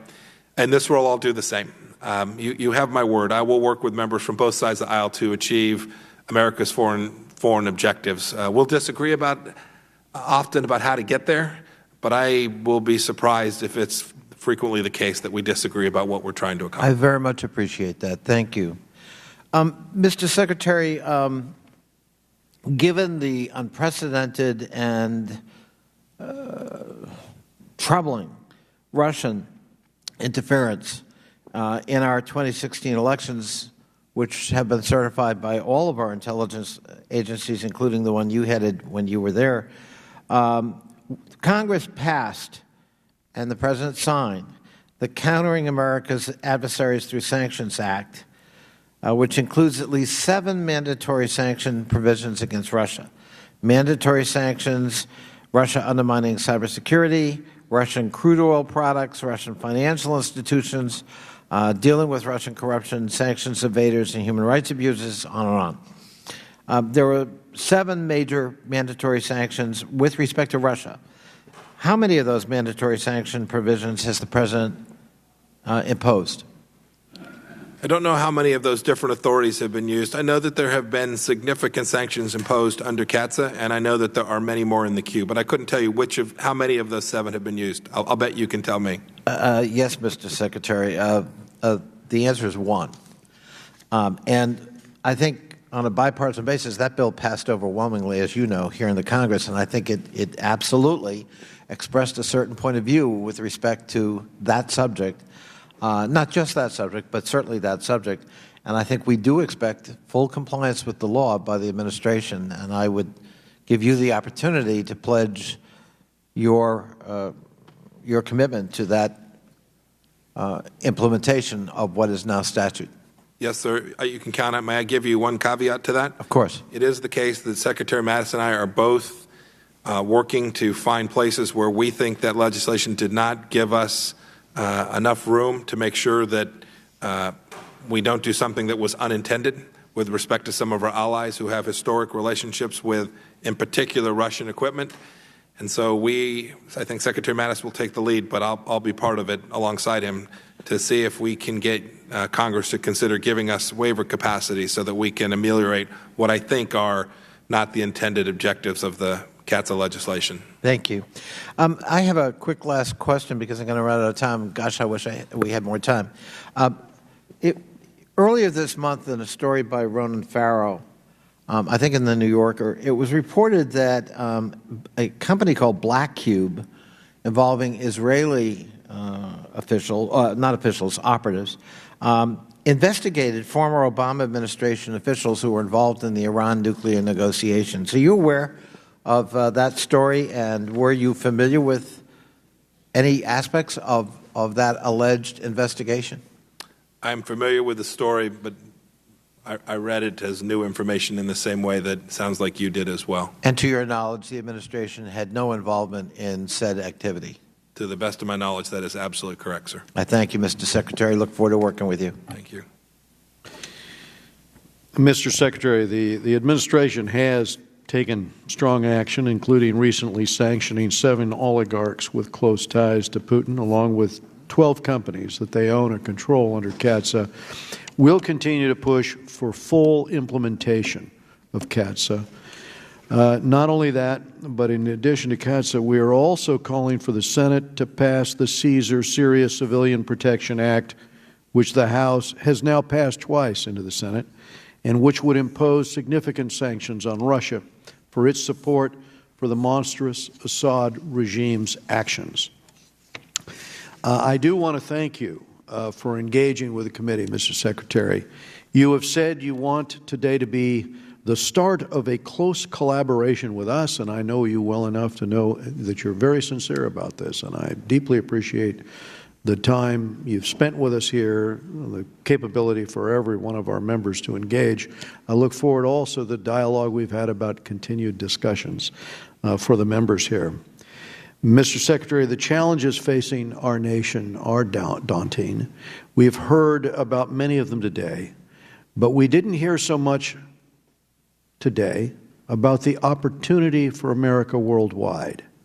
Americans are doing great things as private citizens. They're doing great things as in terms of the charities that they run throughout this world, the businesses that engage across the planet.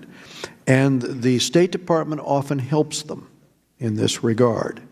Americans shouldn't be afraid of the world. We can do a great deal to improve it. And I know that you understand that, Mr. Secretary. So, Mike Pompeo, thank you very much, and we look forward to I have just been reminded by the ranking member that there may be one other member coming through the doors as we speak, and that would be Karen Bass of California. Of course. So we will give her 5 minutes. Thank you for the 3+ hours that you've spent with us here this morning.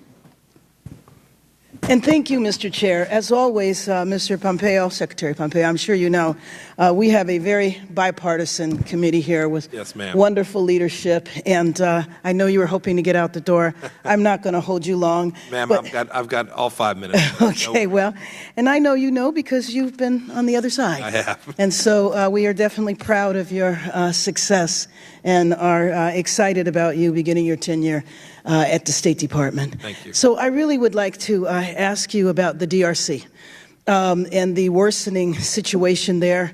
We had a Africa policy breakfast about this. We've had hearings, et cetera. And what I'm really worried about is that, the president has said he's going to have elections in December. He has not said he's not going to run. There is no faith that he's actually going to have those elections since they were originally supposed to be in December of 2016. And so I just wanted to know what our policy is going to be moving forward and what type of benchmarks are we going to hold him to? So there are many challenges in the DRC, as you well know. We're worried about global health issues there. Right. Certainly, which adds a half twist to the triple somersault. And just makes it more complicated. With respect to the DRC's election process, we've got teams working diligently to push forward to try and find that democratic solution that, frankly, I think you said December 16. The problem's been longer than that. There's a great deal of work. What I'd love to do is get back to you and provide you with a detailed list of our activities there. Know that I think we share the same policy outcome objective that you've just described. So I would appreciate that because there are a few of us that plan to go soon and to have that ahead of time because right now I'm just worried that we might have sent a mixed signal that my big concern is that it actually adds to the confusion, especially because we have not secured anything from him saying that he won't run a third term. Now moving on to another crisis, South Sudan. And the idea that we need to have a weapons embargo for sure, but just wondering where you see things going there and what our policy is there. And in addition to that, Sudan, in terms of moving forward with the relaxation of sanctions, but we also are concerned about a trial that a young woman who's on trial there for her life and a lot of questionable circumstances around that. And so I wanted to know about those two areas, South Sudan and Sudan. Let me try the region for you and try and see how they fit into that picture. I think it was my second to last trip as the CI director was in and around that region, so I got a chance to see it for myself just a little bit at least. So there are lots of countries aiming to try and help what's going on in both of those places, in Sudan and South Sudan, who share America's objectives. I don't think America is going to have the capacity to deal with that on our own. I think we need to find partners in the region that are prepared, those that share our view, to move forward together.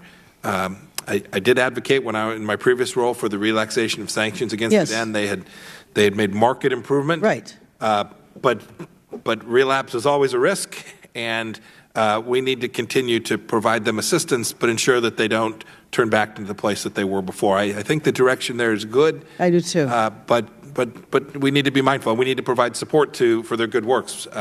If we do that, I think we can get a really good outcome. Something 5 or 10 years ago, we would have all thought not possible. South Sudan is trickier and much more difficult. I've got just a few seconds, so I'll leave you with this thought. It is incredibly important that we get that piece right for all the reasons you described, plus the risk that extends from terrorism in the region that threatens not only global terror and the efforts from their hiding spaces, but the uncertainty it provides to the people of the region. We have a real responsibility to try and get that right. It is a devil of a problem. Exactly. And one of my concerns, too, in going to Sudan is the state sponsor of terrorism designation and what that does. It actually complicates things on both sides. And so, as moving forward, and of course hoping that they continue to move forward, it obviously is contingent on that, but that we do have to take a look at that category. Yes, ma'am. I completely agree. If we can continue to see progress, I would love to see us be able to rescind that. Great. Thank you very much, and appreciate you allowing me the time, Mr. Chair. Thank you, Congresswoman Bass. And with that, Mr. Secretary, we stand adjourned. Thank you.